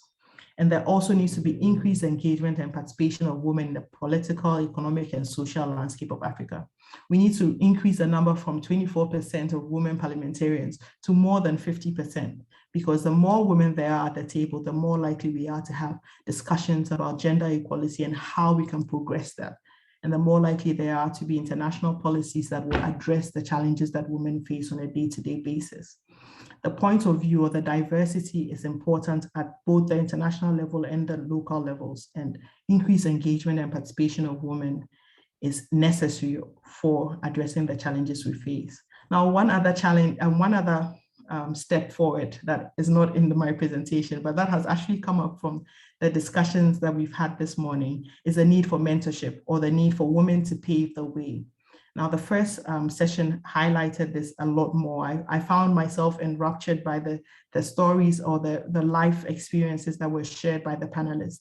And if more engagements of this nature were available to women or younger women that were coming up in the industry, it would make it easier for women to rise and also to help us band together to address the challenges that we face across Africa. So thank you very much for your time and attention this morning. I know we are way behind time, so I'm going to end here and say thank you and take any questions that might come up. Thank you so much, Nana. And I'm sure everybody has taken note of those key challenges, especially that you highlighted, the unpaid work that is taken up by women largely. And when governments fail, my goodness, women take up the role to cater for essential services. And I liked what you said, especially that women perform well in tax. But as I said earlier, I have a couple of panelists, and if anybody has a question to Nana, you can type it in the Q&A, and we'll also give her an opportunity later to respond to some of the issues. But I have 4 panelists who are going to speak directly to what Nana has just taken us through. And I'll start with you, Dr. Jalia. Dr. Jalia, according to the World Bank, more than 1.3 billion women are largely outside the formal financial system. I know you've done quite a bit of work on the informal sector, and we see that in Africa, women are more likely to be in the informal sector, and some financial systems and services perpetuate discrimination against women. What role can tax policy play in advancing gender equality, in your view, Dr. Jalia? Over to you. And if you can do it in 5 minutes, I'll be very grateful. Thank you, Mary. Thank you, Nana, and thank you for having me here. It's been a very energizing conference so far. So thanks to the previous presenters and participants. I think most of us, if you're an African, most of you will know someone, a woman in the informal sector. You know, it could be your aunt or your mother or your sister, or yourself increasingly with decreased, employment opportunities. And if you don't know any of those, at least maybe a neighbor, right? So we know somebody in the informal sector. And so I come from a family of, working women, like most people in this panel will see. And so when I think about this tax questions, I think about, gender and tax. I think about my mother who ran, a fast food restaurant. I think about the lady in the next shop to my mother who we called Musawa. Musawa in Luganda means a doctor, right? She has this pharmacy. And then I think about another woman in that hub in Kampala, in the market, called Nalongo. Nalongo means a mother of twins. So these are all women who are working, who you could say are working in the informal sector. And so when we think about these issues, 3 things come to mind for me. First of all, what kind of taxes are they paying? 2, what are their experiences with tax paying? And 3, what can be done about it? And if we look at what we call the informal sector, there are a number of taxes there. We have what we call presumptive taxes. And these generally will estimate, the income of those small businesses based on gross turnover and then impose rates. So we have presumptive taxes. Then we have things like trade licensing fees, which are imposed by local governments at the subnational level. We have things like market fees because we have very many women in markets in Africa. Then we have other things that we normally don't talk about or we don't call taxes. We have things like toilet fees. We have things like garbage collection fees if you're running a shop, and we have things like garbage collection fees. We have things like storage fees. So when you think about that whole list of things, most of these payments are actually made at the subnational level. So the impact faced by people, I'll start with people in the informal sector, and a huge number of those being women, as we said, is mostly at the subnational level. But there are also issues that we're finding at the national level. So I'll first start by saying that, first of all, we have very few, as Nana has said, we have very few studies on the African level in terms of empirical studies. So a lot of what we talk about is studies that have been conducted in high income countries. But what we're finding in the studies, the few studies that we have on Africa, first of all, the impact is at the subnational level, but then we're also finding that rarely do you find explicit biases that distinguish between men and women. But there are a number of things which end up making women to be at a disadvantage.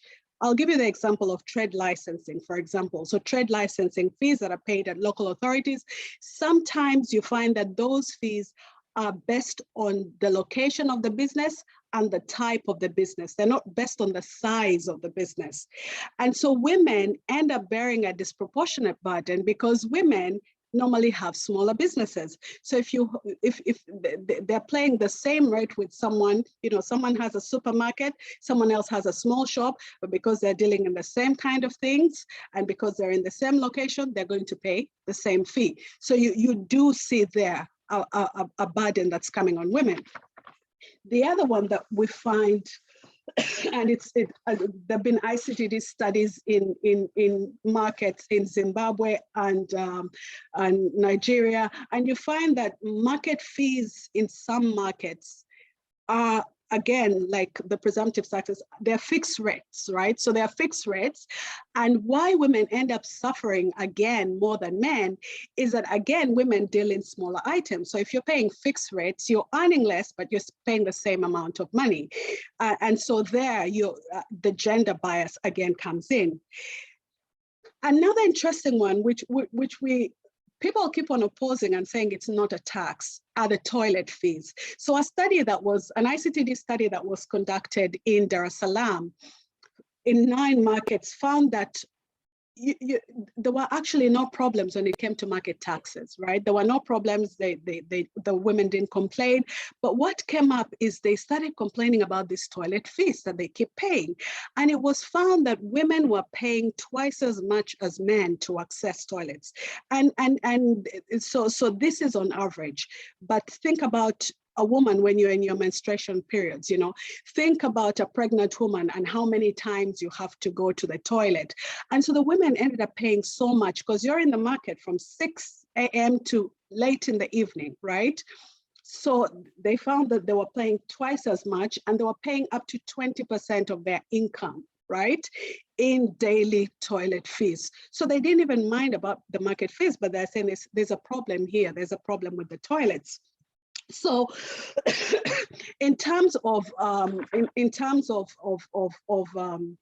informal taxation, in terms of tax paying, those are the categories that we're finding. Again, the studies, like we said, they're not many, but the categories that we're finding are presumptive tax up there, trade licensing, market, toilets, and garbage and storage fees, because again, in the Zimbabwe study, it was found that so you could pay for your goods to be stored, or you could carry your goods, back home. And the women were ending up spending a lot on storage fees because it was, much harder to ship their goods to and from.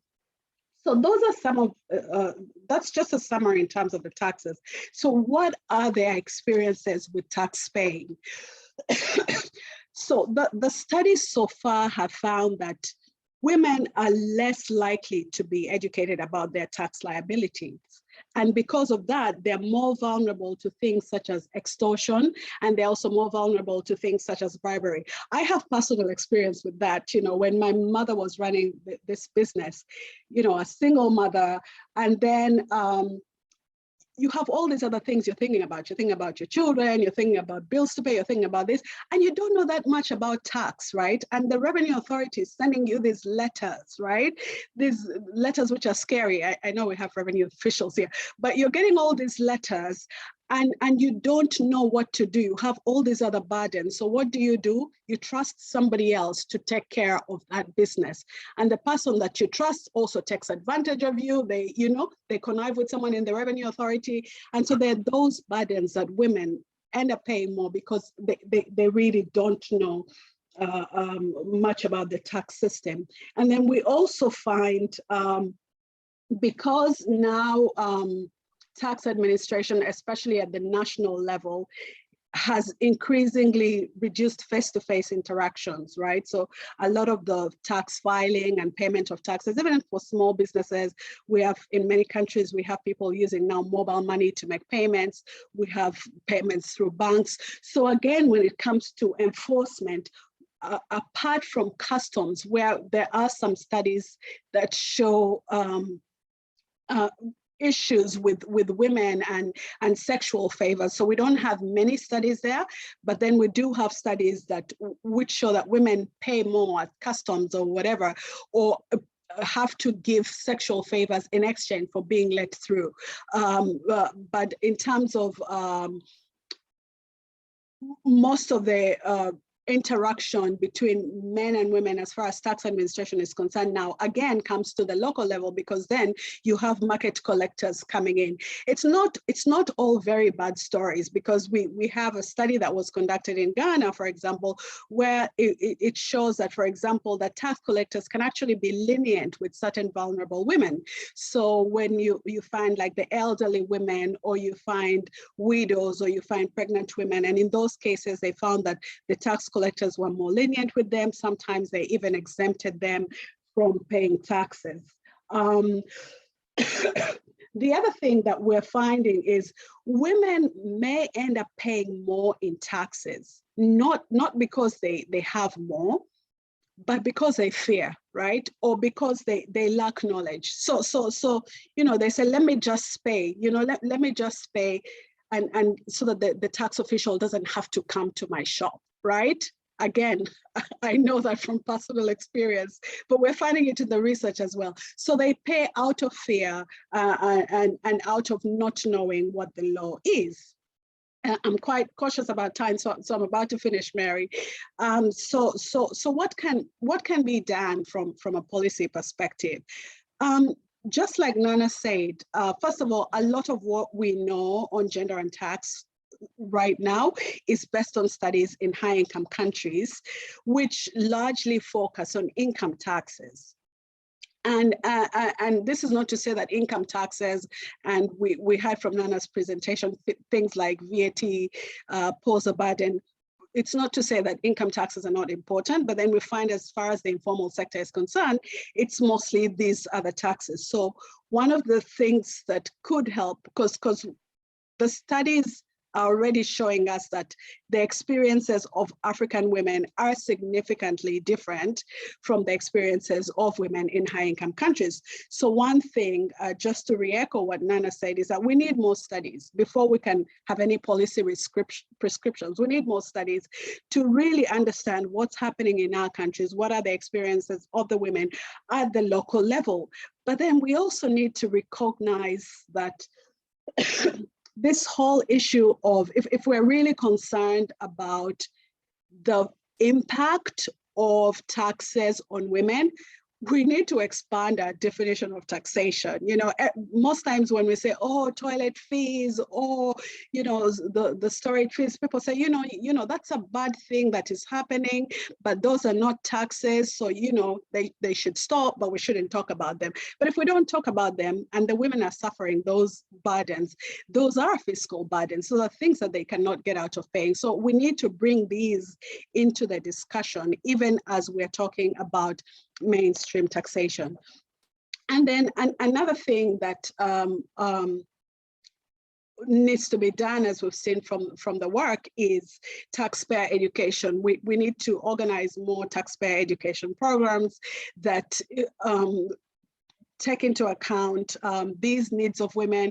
And we talked about the various balls that women have to juggle. And when you think about those women in the small shops, in the kiosks and everything, some taxpayers, tax officials have now said, okay, the woman is busy. Sometimes she's running a shop, at the same time her child is there, someone is plaiting her hair, somebody is she's making dinner, because, so it's about how do we build these taxpayer education programs so that they take into account the realities of women, so that women are more likely to participate in them. And then lastly, the other thing to talk about is, normally we're saying, oh, there's something, you know, wrong with the informal sector. People need to formalize. But before we formalize, I think we also need to understand what are these women and people in the informal sector getting in exchange. Because sometimes you talk to women in the informal sector and they say, oh, you know, they told us to register, to pay, you know, to register, that it will be good for us to get tax identification numbers. And all they do now is send us tax bills, you know? So how, before formalizing, what are we doing to support these women in the formalization process? What are we doing to support their businesses, to expand it, to educate them? So thanks, Mary. I hope we've kept within the time. No, thanks, Jalia. That was very interesting. And I particularly was, you know, amazed about what you said about the subnational level. I think everybody is talking about tax and is talking about development, but everybody seems to concentrate on the central government level. And the subnational, as you said, is really the level to look at when you're looking especially at the informal sector.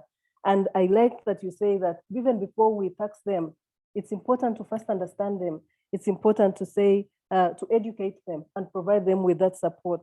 And yeah, the limited data, of course, is a problem, but I'm sure even the other speakers will expound on this a lot more. So thank you so much, Dr. Jalia. That was really great. My second question will go to Madame Micheline Ilbodo. And my question to you, Madame, is what has been your personal experience as a female working in a tax administration? Jalia just mentioned a couple of things, and what can be done to improve the participation of females in tax administration? Over to you, Madame Micheline. Merci, merci Madame la modératrice Mary. Bonjour, chers panélistes. Bonjour, chers participants. Je suis ravie de participer à cette conférence. C'est un réel plaisir d'écouter tous ces parcours inspirants, impactants du leadership féminin en Afrique. Alors, ceci étant dit, je vais revenir un peu sur la présentation de Madame Nana Mensah de l'autorité fiscale du Ghana. Elle a abordé, entre autres, dans sa présentation, un point sur lequel je vais me baser pour mes propos de ce matin. Il s'agit de la place des femmes dans l'administration fiscale. Alors, à partir de mon expérience personnelle, je suis inspecteur des douanes, je vais vous dire comment, avec d'autres femmes, nous avons contribué à améliorer la participation des femmes à la direction générale des douanes et puis aussi à réduire certaines discriminations parce qu'il y en avait. Pour cela, j'ai conçu un plan en deux parties. Je vais vous faire d'abord un bref historique de la présence des femmes dans l'administration des douanes, comment les femmes en sont venues à postuler à des emplois dans l'administration.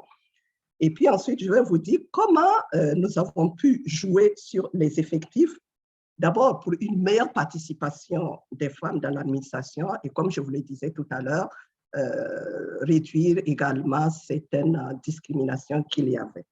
D'abord, l'historique. C'est en 1974, ça fait aujourd'hui 47 ans, que les premières femmes ont fait leur entrée dans l'administration des douanes au Burkina Faso. Avant cette date, bon, c'est vrai que cela remonte déjà à pas mal d'années, mais avant cette date, ce n'était tout simplement pas possible parce que les critères définis pour faire partie de l'administration des douanes, c'était que il fallait d'abord avoir accompli un service militaire. Il faut être de sexe masculin, donc c'était bien clair que les femmes n'avaient pas leur place dans leur administration. Et de ce fait, du fait qu'il faut être de sexe masculin, il faut aussi être très robuste. Donc, tous les critères étaient là pour mettre les femmes de côté. Alors, donc, en 1975, les trois pionnières, il y a eu trois femmes qui ont été recrutées comme cadres inspecteurs divisionnaires des douanes. Une d'elles même a été directrice générale de l'administration douanière. Mais depuis cette période, l'évolution de l'effectif des femmes dans l'administration a été très lente, vraiment lente. De sorte qu'en 12 ans, entre 1974 et 1986, il y a eu 40 femmes seulement recrutées. Parmi ces 40 femmes, il y avait 10 cadres des douanes et 30 préposés des douanes. J'ai été la 10e inspectrice des douanes recrutée dans cette administration. En 2010, le pourcentage des femmes par rapport à l'effectif total de l'administration douanière n'était que de 3%. Et aujourd'hui encore, ce pourcentage n'atteint pas 5%, pour vous montrer comment les femmes sont minoritaires dans cette administration où elles ont vraiment leur place. Donc, c'est une administration avec en majorité que des hommes. Alors, la question que l'on peut se poser, c'est pourquoi une si faible représentation des femmes dans l'administration douanière? J'ai noté 2 raisons principales. La première raison, c'est la faible participation des filles au concours de recrutement. J'ai été la directrice générale de l'École nationale des douanes et j'ai vu qu'à chaque fois, il y avait très peu de femmes qui participaient au concours. Est-ce qu'on pouvait expliquer cela par le fait qu'il y a une inégalité dans l'éducation des filles? Les chances n'étaient pas les mêmes entre les garçons et les filles, ce qui fait qu'au finish, au niveau des cadres, on n'a pas autant de filles que d'hommes et par conséquent, les filles qui peuvent prétendre participer au concours étaient bien entendu moins nombreuses que les hommes. La deuxième raison, elle est de taille. L'administration des douanes a une bonne composante militaire et les femmes avaient peur du service militaire. Et cette deuxième raison a contribué au fait qu'elles ne participaient pas au concours pour ne pas avoir à faire le service militaire parce qu'elles en avaient réellement peur. Alors, au regard de cette situation, cette faible participation des femmes au niveau de l'administration, le peu de femmes que nous étions dans cette administration, nous nous sommes organisés en association. Nous avons créé notre association en 2010 pour avoir un cadre où les problèmes spécifiques des femmes peuvent être posés, un cadre pour faire entendre la voix des femmes dans l'administration. Et je suis heureuse de dire que mon premier poste de leadership, c'est d'avoir été présidente de cette association. Et souvent, je dis à mes jeunes sœurs, à mes filles, qu'on n'a pas besoin, tout le monde ne peut pas être président de la République, mais chacune de nous peut être présidente de quelque chose. Il suffit pour cela de s'engager dans une cause pour laquelle vous êtes réellement convaincu et d'en prendre la direction. Et vous serez une présidente. Et vous allez mettre en œuvre votre leadership en tant que présidente et diriger une équipe. Tout le monde ne peut pas être ministre, tout le monde ne peut pas être président, tout le monde ne peut pas être directeur général, mais chacune de nous peut être présidente, directrice de quelque chose. Et ça marchait. Et en tant que présidente de cette association, nous avons travaillé à réduire un certain nombre de discriminations. Alors, il faut dire qu'à l'époque, avant notre association, les femmes étaient cantonnées dans des tâches administratives, pour les cadres, les tâches de conception, les tâches de vérification des déclarations. Et pour les femmes qui n'étaient pas très qualifiées, ben oui, elles étaient tout simplement dans les tâches de compter les différents colis. Alors, avec l'association, nous avons maintenant un cadre pour faire entendre notre voix. Et nous avons obtenu que les femmes soient également affectées dans les services opérationnels de lutte contre la fraude. dans les brigades mobiles, puisqu'elles ont été formées sur le plan militaire au même titre que les hommes.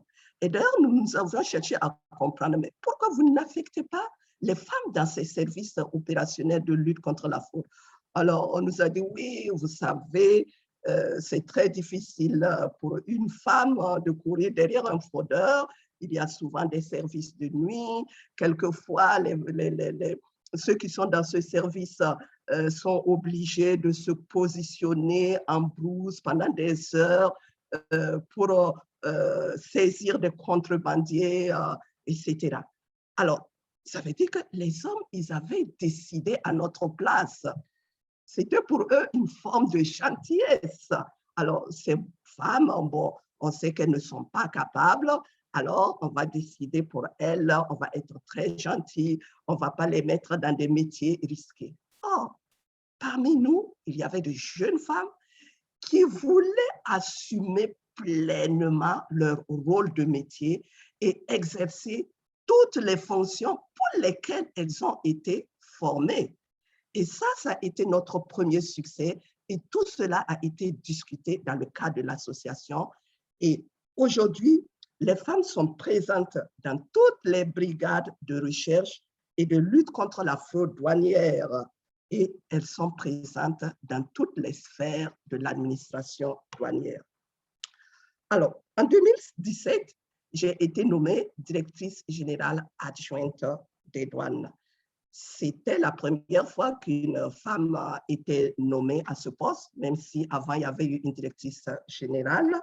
Et tout comme directrice générale de l'École nationale des douanes, où j'ai exercé pendant 6 ans, c'était également la première fois qu'on nommait une femme à ce poste. Bien sûr, en tant que directrice générale adjointe des douanes, je n'étais pas à la tête de l'administration, mais je me positionnais comme étant le cou qui soutient la tête. Et j'étais proche des décideurs et toujours dans le cadre de cette association, nous avons obtenu qu'une discrimination positive puisse être faite en faveur des femmes pour le recrutement lors des concours. C'est ainsi que depuis 2018, pour recruter 5 femmes cadres dans l'administration, il a été clairement spécifié que l'administration souhaite avoir 3 hommes et 2 femmes. Donc, nous pensons qu'à partir de cette décision, l'effectif des femmes va aller de façon croissante au niveau de cette administration. Bien sûr, l'égalité n'est pas parfaite, mais pour nous, c'était déjà une grande victoire. Et pour conclure, je voudrais dire que les femmes en Afrique, elles doivent se battre elles-mêmes. Elles doivent se former. Elles doivent taire leur peur. Et j'ai vu également dans d'autres présentations, elles doivent enfin être solidaires pour obtenir les changements qu'elles souhaitent. Madame la modératrice, je vous remercie. Thank you so much, Madame Ilbodo. It was really amazing to hear what you had to really succumb to come to where you were in terms of having women, at least in those roles, and specifically the work that you did under Mobile Brigade, that's what you called it. And that is really the people who fight the actual tax evaders at customs. It's really amazing. Thank you for sharing your experience. And I'm sure the challenges that you face are equally faced by the other revenue administrations. The answers you have at home, I'm sure can help others, so thank you. And I'd like now to call upon Madame Bangura, Jeneba. And my question to you as the third panelist is that one major barrier to gender equality in Africa is the exclusion of women from the decision-making levels, both economically and politically. Nana talked about this, the previous speakers talked about this. Women in Africa at every socio-political level find themselves underrepresented in government and not given the opportunity to participate equally in existing markets. In your opinion, how accurate is this statement? Madam Bangura, over to you. Thank you very much, Mary, and thank you to my colleague panelists, and of course, those who came before us. I'm truly inspired, and it appears that our stories are very similar. And I hope that with this conference and then future engagements, we will learn from each other and then perhaps support each other in this very important space. But, you know, Mary and all of us will agree that despite the widespread action towards democratization in the world over, women are still underrepresented at all levels of government, especially in parliament and at the ministerial and executive levels. Small, very small progress have been made in a way of us achieving political power or achieving the target endorsed by the United Nations Economic and Social Council of having 30% in decision-making positions by 1995, years back. Today, when we take a global view, women make only about 10% of members of legislative bodies and lower percentage of ministerial positions. It is from this perspective that the continued quest for a minimum 30% quota representation for women in decision-making institutions of the state should be commended, and women given all the necessary support to be able to achieve this goal. It is just, desirable, and appropriate at this stage of our political development. Women may not constitute a homogeneous body of whose members share the same concerns, interests, and beliefs as the case may be with members of a political party, political movement, or religious group. But with the exception of a few nations, the exclusion and underrepresentation of women in decision-making bodies stands out. By advocating for a 30% quota for women, we do not lose the sight of other groups in the same plight, such as youths and the physically challenged, who are also marginalized and excluded from decision-making institutions. We are only concentrating on one group with regard to one activity that is crucial in the management of the affairs of the state and the distribution of state resources. The focus on women can be justified for several reasons. We constitute majority in our nations. Those of us who have had the opportunity to hold high office have performed as well as our male counterparts, but are few and far apart to make the necessary impact.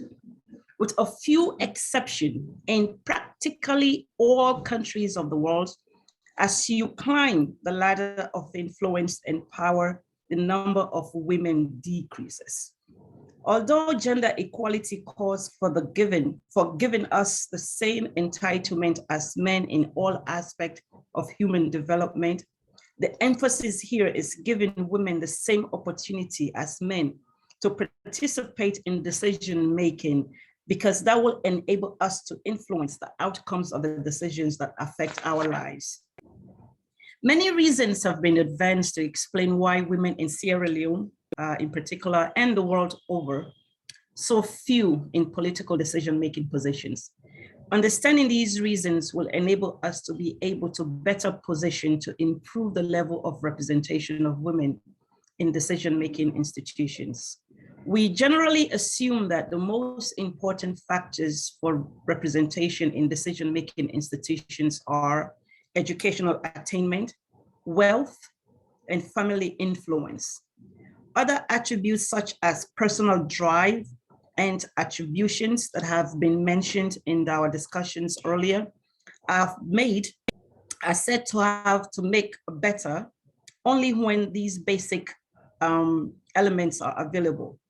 For us women, the most important factors that appear to affect our representation in decision-making institutions may be summarized as follows: access to social, economic, and other resources, level of educational attainment, as I've mentioned, social economic stratification of participation participant population.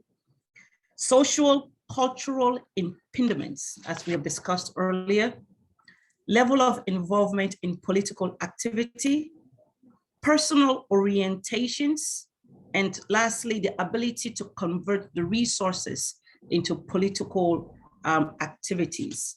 I will elaborate on a few of these that I've highlighted. When it comes to social economic resources, which is basically wealth, generally women have less access to social resources and are less able to convert those resources into political activity, which is the road to political leadership. Even where women have access to such resources, because of our inability to convert them into political activity, they could not lead us to occupancy of political leadership positions. Second, level of educational attainment. There is general correlation between lower educational level and lower endowment of resources necessary for effective participation in political activity. Although there is almost parity in the number of men and women at the lower levels of schooling, in some countries, women actually outnumber men at this level. Men tend to dominate at the higher levels and are better than women in using their education for political purposes. With the exception of few countries like Denmark and the US, education tends to benefit women less than men for attaining leadership positions, even where the two are at par. Women are less disadvantaged when it comes to voting, but they don't vote for more women or support women for leadership positions. Personal orientations. The personal orientation of women towards politics is always raised as a contributing factor to our underrepresentation in leadership position. The view is that women are generally apathetic to politics and care less about political matters, and therefore often abstain from political activities. They seem to concede to the men the right to dominate politics, thus giving men the advantage. Women are always more likely to be inhibited from taking part in politics by external norms and self-restraint. They usually say politics is not for women. So the factors that I've elaborated on above for the low participation of representation of women in decision-making institutions should be examined with a view to addressing them at the same time as we seek to reform political structures and processes to accommodate our objectives of institutionalizing the 30% quota or reserve seats for women in political decision-making in our various countries. So with that, Mary, I hope that I have added value to this very important discussion, and I look forward to further discussions where we will work together as sisters and of course the brothers that support us to just make sure that African women in taxation will come to the same level as our counterparts around the world. I thank you for listening. Thank you so much, Madam Bangura. It's really amazing. And I like your stats about the parliament and how the legislative bodies, only 10%, we know that parliaments carry out not only the legislative roles, but they do oversight roles over government, and they also do a lot of advocacy. So if we are 10%, then it's very clear that there's a lot of work that needs to be done there. So thank you so much indeed. And I will now call upon Madam Charumbira Ndinaye, and she will be our last panelist to speak. Ndinaye, what can be done to ensure that more women take up leadership roles in Africa? And in your opinion, how can female leaders assist in addressing the challenges facing women in Africa? Thank you. Thank you very much, Mary. And let me start by thanking ATAF for inviting me to speak at this very inspiring conference.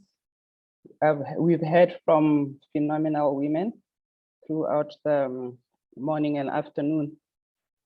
And I'm happy to be associated with the panelists that are on this panel today. Let me start by indicating the obvious that the data on women leadership in both the business and political spheres in Africa is incontrovertible. And the statistics have been quoted throughout the morning and afternoon with the message that political exclusion poses a major challenge to achieving gender equality. And equally, economic exclusion of women is a major challenge for us in Africa. And I will concentrate on that aspect. It's a fact that people who own sectors of production are the ones who run the world. And for women to contribute to economies, they have to have equitable access to land, to labor, capital, technology, and entrepreneurship. Because we have heard that the economic empowerment of women will lead to Africa getting out of poverty.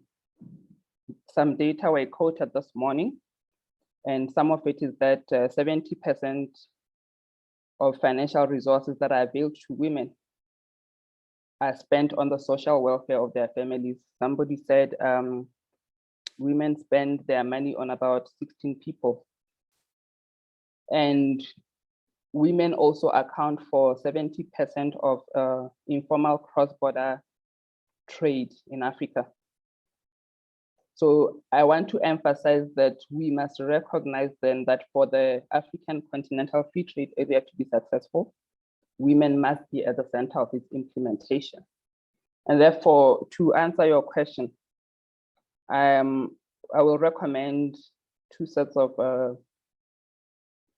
make two sets of policy recommendations. Well, one under the political sphere.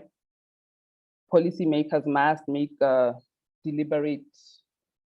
take deliberate actions to widen economic opportunities for women. And like I'm saying, particularly in the context of the AFCFTA, which promises to deliver on our goals for inclusive and sustainable development. In that regard, then policymakers must provide the necessary skills for women to participate in the regional and continental value chains to ensure that women take advantage of the AFCFTA and grow their businesses into large enterprises that are able to export within the continent and even externally. Secondly, we must remove laws as policymakers that discriminate against women or implement the ones that already exist, because we are not short of laws and policies on this continent. And in particular, I'm speaking to financial inclusion, because it has been stated that financial inclusion unlocks economic potential and creates wealth. And I have to mention here the decade 2020 to 2030. That was a declaration that was adopted by the AU heads of state and government, which is aimed at, it's a decade for women's financial and economic inclusion. And it's a recommitment from our leaders to scale up actions for women inclusion, to achieve sustainable development and to achieve Agenda 2063. The third thing I want to recommend is capacity building. And in this instance, capacity building in leadership training must be introduced in the curriculum at primary level. And we must train leaders, not just male leaders or female leaders, but leaders as a whole, and instill this thing in a girl child that she's capable of leading just as much as a boy child is. And also, the boy child must be taught to recognize the ability of a girl child to lead. And I think this also starts at home, this education. And I saw that some participants were alluding to that fact in the chat.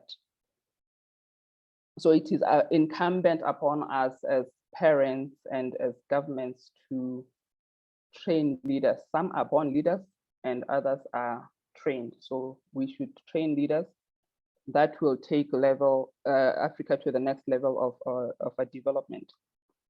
And then for female leaders, a lot has been said since the beginning of the conference, and I want to emphasize it. Support women, groom women, mentor women under your leadership. Take young women under your wing and mold them into the leaders that we want to see. I personally was groomed by women when I joined the government of Botswana as a young economist. And one of them has now become the first female Minister of Finance. And she is one of the people who took me under her wing and groomed me. And I believe in myself because of those experiences. And also as a woman, do not try to emulate men. We are different for a reason. And we must embrace that diversity between men and women. In that way, you become a role model for women. They see that women can lead. They see your femininity and they want to emulate you. And also we must keep our pathetic nature. It's not a sign of weakness. We are women, we understand what people go through.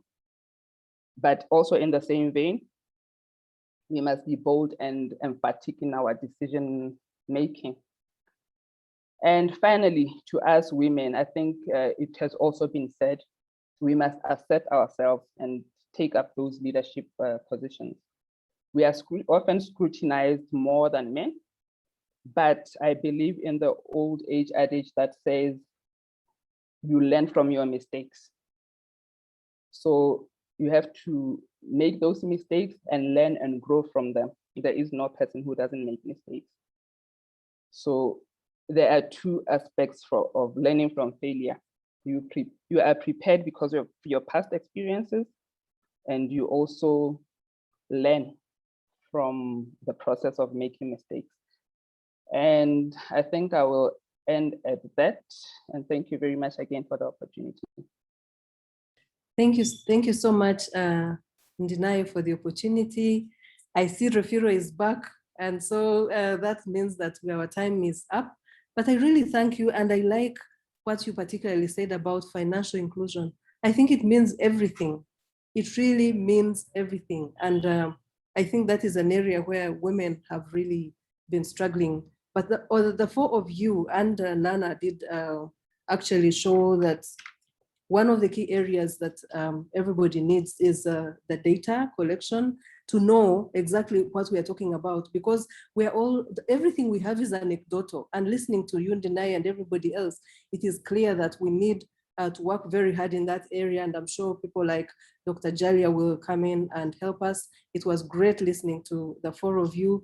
There were two specific questions that I think speak to everybody in the chat that I would like Nana to please respond to. The one from Dr. Ida Opoko Mensah, and one more question. I did mention those to Nana. If she can respond to those, I'm sure Refiro will oblige us, and I really, and then we'll conclude. Nana, in 2 minutes, please. Thank you, Mary. I hope everybody can hear me. I'm having a bit of a network challenge, so I'm not turning my video on to save bandwidth. Okay, so first to answer Madam Ida's Opoku-Mensah's question about whether or not that she asked in the chat whether there are tax breaks for unpaid care and things of the like. Now, in Africa, now in answer to the question, first and foremost, there are tax breaks, but they are not particularly for women. So when it comes to unpaid care, for example, a lot of tax administrations in Africa have tax reliefs for elderly dependents, or when you have children as dependents. Now, these tax breaks are not exclusively for women. So what happens is that if a household is filing, only one member of the household can benefit from these tax breaks. And a lot of the time, it's actually the males that benefit from these tax reliefs because of the fact that they are usually the head of the household and they are the ones engaged in formal sector. And so they are the ones that have access to those reliefs. So in the end, they don't have the impact that they should have. But there are no particularly gendered tax breaks for unpaid care. I hope that's helpful for a good response to Madam Ayeda's question. And then also there was a question on a little bit to ask a little bit about what the ATAF Women in Tax Network is about.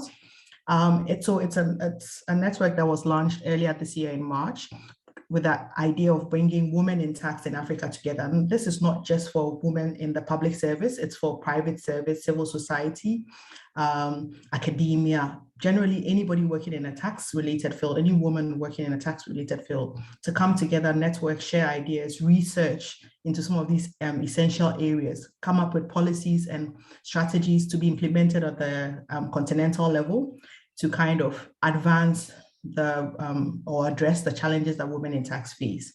Now, we are putting a flyer in the chat comment that gives you a lot more information about what the network is about. But since our launch, there are initiatives such as this work conference. We have our board, which is coming up with strategies to help us implement our objectives and our aims. And if you want to join, and if you are interested in being a member, I would invite everybody to join. But the flyer will tell you exactly how you can go about that. And a link will also be shared that will show you how to fill out the membership form and become a member of this very influential network. Thank you very much, Mary. Thank you, Refuwe. Sorry for taking too long. Thank you so much, Nana. And with that, we come to the end of this session. It's unfortunate that we could not get another round for the ladies, but I want to thank you, Dr. Jalia. I want to thank you, Madam Ilbodo. I want to thank you, Madam Jeneba. And I want to thank you, Ndinaye, for those very insightful comments that you made. I'm sure they were very helpful to the discussion. Back to you, Refiru, and sorry we murdered your time. That's all right. Thank you very much to everybody who participated once more in this session. Truly inspiring once more. We really are in the presence of greatness. So thank you, thank you, thank you. Please continue to engage. And just to add on to what Nana was saying, we will share that link. And we've got lots of interesting content for you on the ATAF Women in Tax Network website. All right, we now move on to session 3, which is raising the voice of young women achieving an equal future. And then we are not going to run the poll, we'll run it at the end of the session. May I please ask that panelists please switch on their videos and so we can continue with the session. And moderating the session is Ms. Chenai Mukumba, the ATAF Women in Tax Network Board Vice Chair. Chenai, the floor is yours. Thank you so much, Refiwe. I'm so full. I think listening to everything that every single woman on this panel has shared has really been incredibly inspiring, and just listening and reading what's been written on the chat, I think that resonates with quite a few people. So I have the near impossible task of squeezing within the next 20 minutes women that are going to be speaking to this particular session, which is raising the voice of young women. So I'm going to go straight into it, just because I really, really want to give every single woman here a chance to speak, but also an opportunity for everybody who's listening to hear them share their stories. So what I'm going to do is I'm going to call each of them, but as opposed to, ladies, the 15 minutes that we had each, I'm going to ask if we could find a way of really compressing that so that we spend at most about 5 to 7 minutes.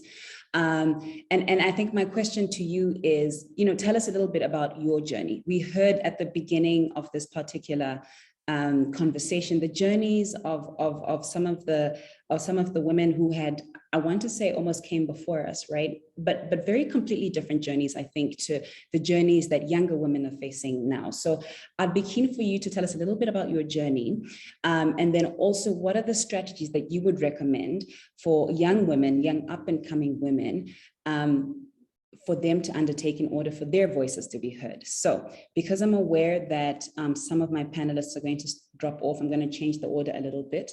And so Elsa Nadine Silvestre Pereira, who is the Chef de Departamento Angola. I'm going to ask if you wouldn't mind kicking us off with a bit about your journey and what you would recommend to younger women who are on this panel and also wanting to be involved in tax.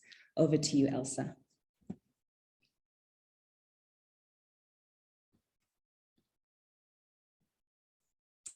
I see that Elsa is not here. Okay, not a problem, I think. Oh, no, she is. Elsa, can you hear me? I can see you. Cá estou. Não me consegue ver. Consegue ver? Great. Ok. Yes. Boa tarde a todos. Conseguem ouvir-me com clareza? Conseguem ouvir-me? Quero só confirmar se o som está ok. Ok, obrigada. Eu chamo-me Elsa Pereira, sou chefe de Departamento de Intercâmbio e Cooperação Internacional da Administração Geral Tributária. Vou falar um pouco daquela que foi a minha caminhada até o momento em que me encontro agora. Eu licenciei-me em Direito aos 21 anos e antes de ingressar na função pública, trabalhei no escritório de advogados e no setor bancário. Posteriormente, quando me mudei para a administração pública, trabalhei no projeto executivo para a reforma tributária, que foi um projeto de curta duração implementado pelo Estado angolano no sentido de reformar o sistema fiscal em todas as suas vertentes, de forma a torná-lo mais justo e mais eficaz. Com a criação da Administração Geral Tributária, que congregou vários serviços, incluindo o PERT, do qual fiz parte, em 2014, eu integrei a equipa do Centro de Estudos Tributários. Passado 2 anos, vim para o gabinete onde me encontro hoje, que é o Gabinete de Planeamento Estratégico e... Desculpe, ok? Conseguem ouvir-me? I'm not hearing the English translation. Certo, como estava a dizer, 2 anos depois vim para o gabinete onde me encontro hoje, que é o Gabinete de Planeamento Estratégico e Cooperação Internacional, e no ano passado, sensivelmente em maio, em meio ainda da pandemia, foi-me dada a oportunidade de liderar o Departamento de Intercâmbio e Cooperação Internacional. O departamento que eu integro neste momento é como se fosse a janela da nossa administração tributária para o mundo, ou seja, toda a interação da nossa administração tributária com outros órgãos, quer sejam domésticos, regionais ou internacionais, passa pelo meu gabinete. Isso também incluindo questões de tributação internacional. Relativamente ao conselho que eu deixo a outras mulheres jovens que quiserem ter sucesso nas carreiras que escolherem, o primeiro ponto é o aprendizado constante. E este ponto eu pude reforçá-lo por conta da pandemia, porque a Covid-19 veio provocar uma alteração das circunstâncias de uma forma muito drástica e da noite para o dia, e a melhor forma que eu encontrei de me desvencilhar nestas circunstâncias ou face a essas alterações bruscas foi exatamente a base que fui criando ao longo dos anos. E quando falo de educação ou de aprendizado constante, falo não só de competências técnicas, mas também de competências pessoais. Eu entendo que essas últimas, neste último ano que nós vivemos, tiveram ou desempenharam um papel mais preponderante. As outras mulheres jovens também, eu deixo o conselho de tomarem a iniciativa, tomem a iniciativa, aproveitem as oportunidades que vos são confiadas, trabalhem na autoconfiança, que eu entendo que isso é muito importante, e percebermos que independentemente das nossas valências, sejam elas quais forem, nós temos um contributo a dar, nós temos um lugar nas organizações das quais fazemos parte. Eu creio que esses são os principais pontos que eu posso aqui apontar para já, mas estou a dispor para outras questões.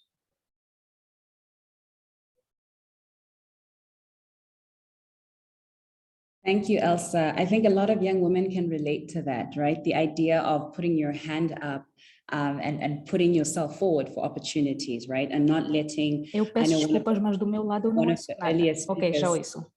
One of the earlier speakers mentioned, I think they called it imposter syndrome, right? Not letting that dictate or define what you do. So I'm now going to hand over to Crystal Simeoni.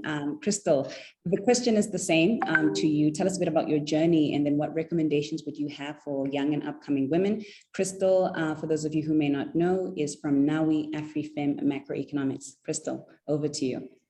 Thanks, Chennai, and it's such an honor to be here to share space with such amazing, phenomenal women. I'm learning so much, but also just learning of new people and faces. My name is Crystal Simeoni. I'm based in Nairobi, Kenya. I am the very reluctant director of a new initiative called the NAWI AfriFem Macroeconomics Collective, NAWI Collective in short. We work on macro level economics and using a Pan-African feminist approach. And so, as you can imagine, those are very two heavy fights to fight. One is a feminist one against the patriarchy, and one is a Pan-African one against neo-colonial, neoliberal economic frameworks, right? And you know, you spoke about imposter syndrome. I feel it every single day. Some days I wake up and I'm like, I'm totally making this work. And some days I wake up and I'm like, I don't know if they know that I don't really know what I'm doing sometimes.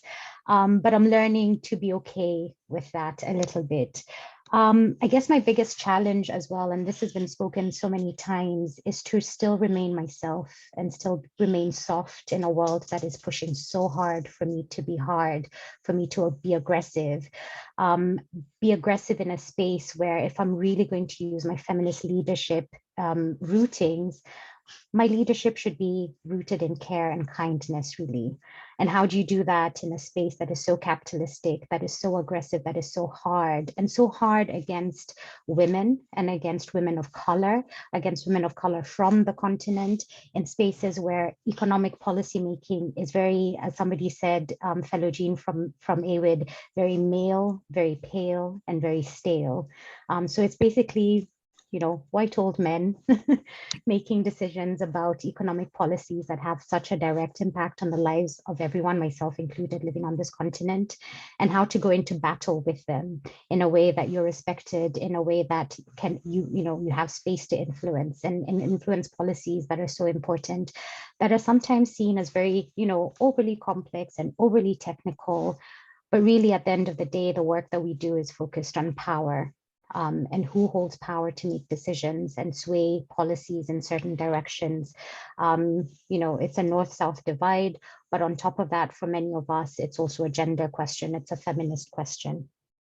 And so I also push back on a little bit on this idea that the onus is on me to work extra hard, to, push myself. I do, but this whole idea of Black girl magic, this added pressure on women, and especially women of color, to be overly exceptional, way exceptional over any man that ever walks any space, right?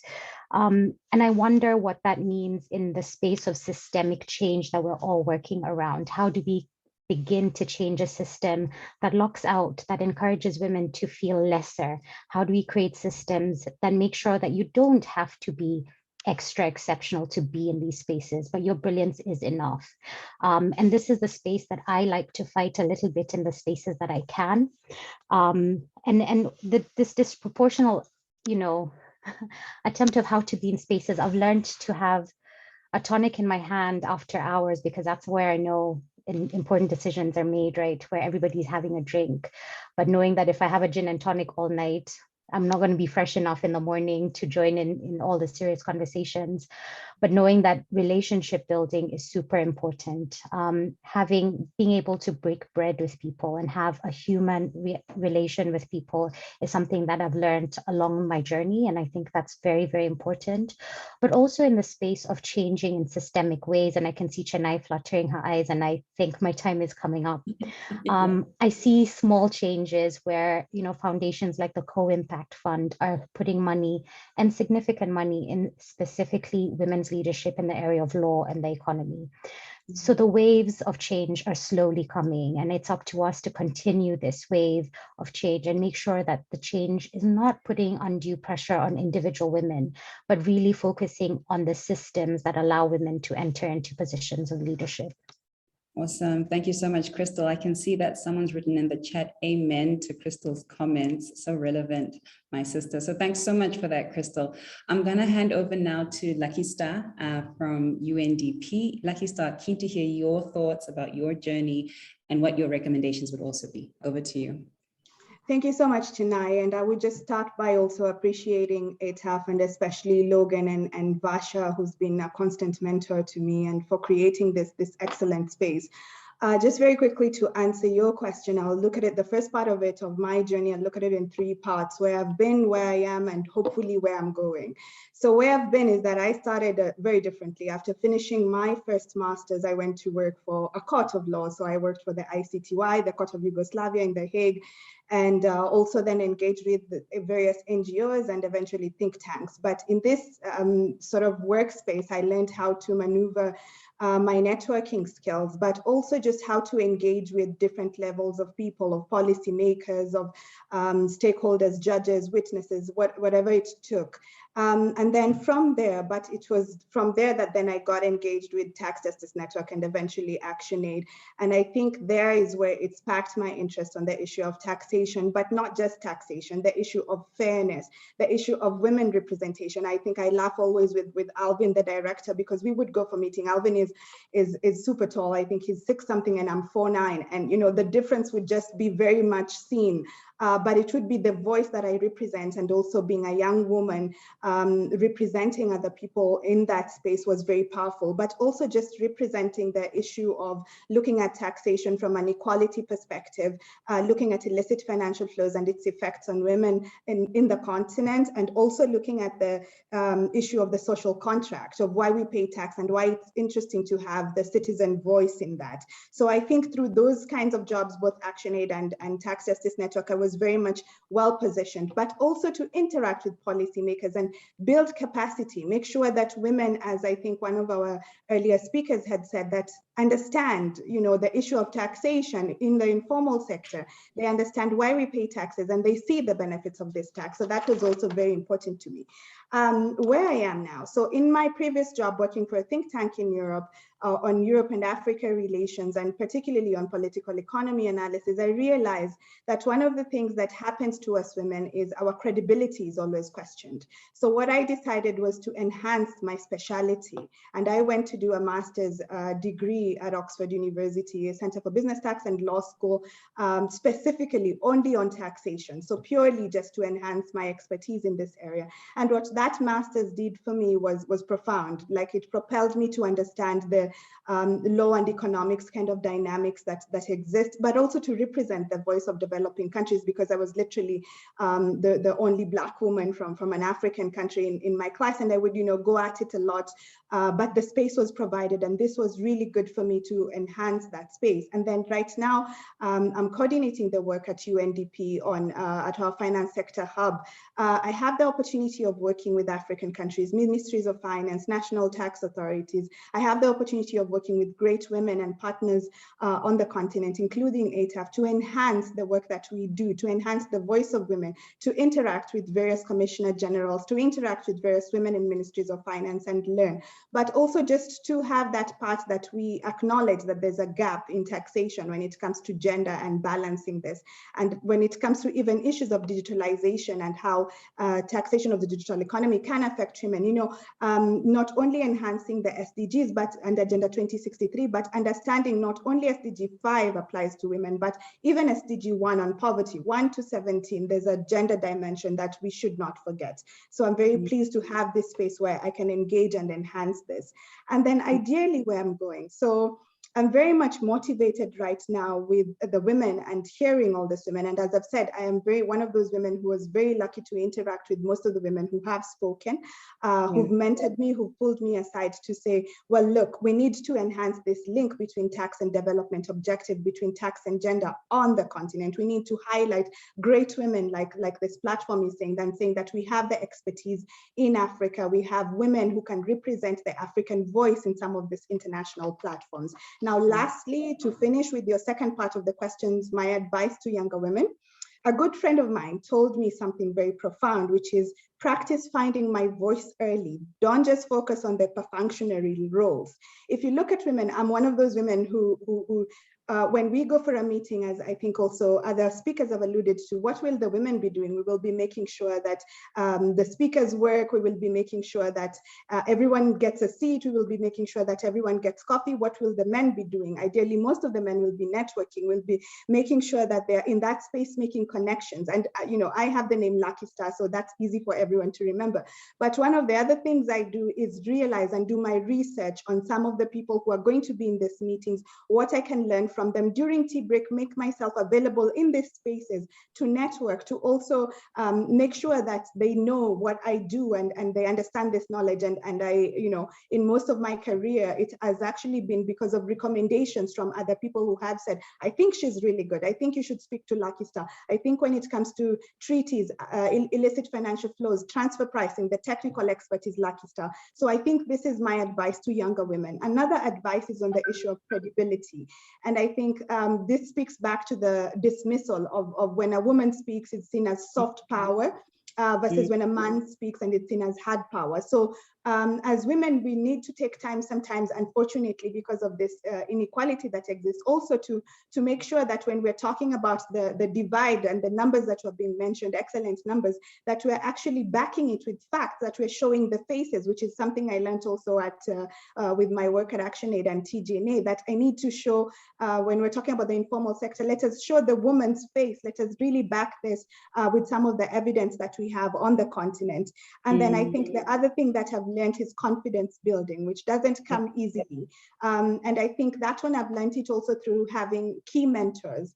And also your mentors don't really have to be, and I always say this, we don't really have to look for older women, which is good because they have walked the path and we stand on their great shoulders, but also our peers. And I'm very happy to have really good friends here. I have Crystal, I have Joy, I have so many friends who really built me and also stood with me in some of these spaces where they say, okay, this is a really tough meeting where we have, only men in some of these panels, we have a lot of males, but you know what, when we get the chance, let's make our voices heard. I think I'd like to stop there and hand back to you, Chennai. Thank you. Thank you so much, Lucky Star. I feel so bad because I feel like you had so much to say, but we're a bit constrained by time. But thank you so much for what you shared. Excellent, excellent. I'm now going to hand over to Adeline, who is the last of our panel. Adeline, over to you, your journey and what you would recommend. Thanks, Chennai. Crystal, you really pulled at my heartstrings. And thank you so much for your transparency and your vulnerability. I think, and it's completely, I've had to put aside my notes because you've pulled me in a completely different direction. I can relate so much in that being in the corporate world, because it's a man's world, and because you have to act in a certain manner, there is this huge risk of completely losing your femininity. You read books such as Nice Girls Don't Get the Corner Office. And one of the things they ask is your hair short and do you have a pantsuit? And I didn't understand it at first until I realized, but they're trying to make you look like a man because then you're more palatable for men to interact with. And I think that's a big challenge for us, is how do you remain a woman in a man's world? And I think, with us being our age, a lot of us have daughters, a lot of us have children. And one of my big questions when I was reflecting on the questions, and I might not be answering your exact question tonight, but just stay with me for a little bit. Go ahead. One of the biggest things that I was reflecting on was, how do we bring up our boy child versus our girl child? right? So there's a lady, a TED Talk, her name is Reshma Saujani. She does a TED Talk and she talks about how we bring up boys to be brave and we bring up girls to be perfect. Mm-hmm. So if you are brought up to be perfect, it's very, very difficult to be brave. So are we teaching our girls to be brave? Are we teaching our girls that it's okay to fail? Are we celebrating our girls for taking the chance, or are we punishing them for failing? That's the one key thing for me is courage. And Crystal, that is why I think I love you. Because of your courage, for being so transparent. And then the second thing that I really feel is important as a woman in the corporate world is your value. Do you understand your value? Because when you understand your value and you have courage, now you can start negotiating. Now you can start negotiating salaries. Now you can start negotiating with the guy selling you a vehicle. Now you can start negotiating your working hours because you understand your value. You know, in the absence of understanding your value and in the absence of having courage at the risk of failing, you're not going to talk about those issues in the workspace and it won't find a voice. Thank you very much. Adeline, that was beautiful. Thank you so much for your transparency. I think you said so much just in the couple of minutes that you had. I didn't introduce you, but Adeline, for everybody on the call, is the head of tax from Standard Bank Namibia. So thank you so much for sharing that. And thank you so much for just being so honest and open. So I had the task of juggling all of these amazing women on these panelists. And so Refiwe, I'm going to hand over to you what for me has been, you know, within such a short space, a lot, I think, to take with me. Just, I think from what Adeline said, having the courage to be yourself, and then from that place, demand, right? Do away with the imposter syndrome, do away, you know, with all of these other preconceived notions that exist about who women are, and be yourself. So thank you so much. Over to you. Thank you so much, Chennai, and thank you very much to our panelists for sharing their wisdom. Chennai, I have to say you're a G for keeping time like that. So thank you so much. Let's move on to the poll, please. If we could put it up.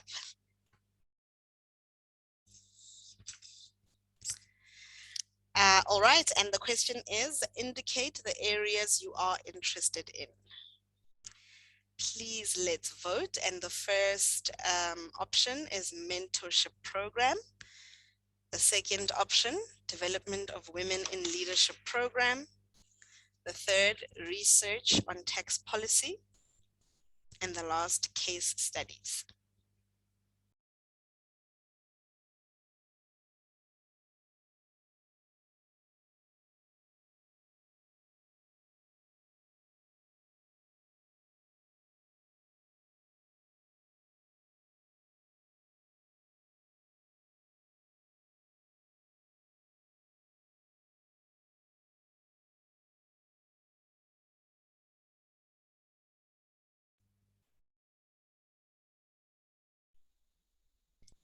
We're at 50% of the votes. Please keep engaging. Please keep voting.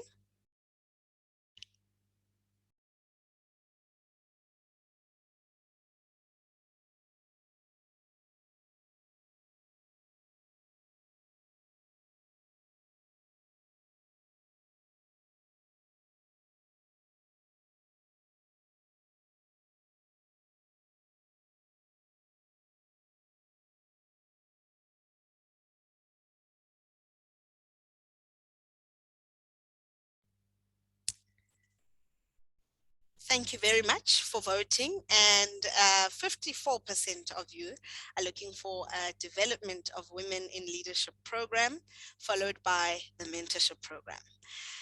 Thank you so much for voting. Thank you so much for engaging and being part of this conference. I mean, you could have been anywhere, but you chose to be here with us. So we say thank you very much.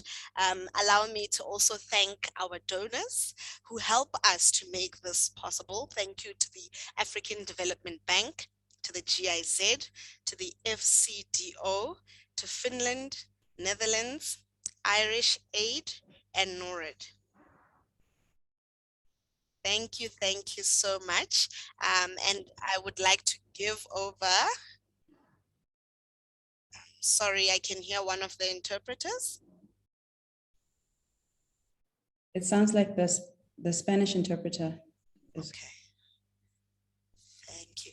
All right, so I'm going to give the floor over to Ms. Varsha Singh, who will give her closing remarks, followed by Ms. Chennai Mukumba, who will close on behalf of Dr. Amelia Muendani.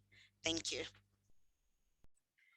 Thank you, Refilwe, and thank you to all of you who have stayed with us on this conference for the duration of it. And I see we still have 173. And of course, because of all the inspiring stories that we've heard from these women today, it has kept us all very much engaged. I have to agree with you, with the last speaker, that, you know, this has been a hair-raising goosebump type of a day. And it has, you know, it has been packed, intense, but I think very engaging. I think everyone who has been here will definitely take something away with you.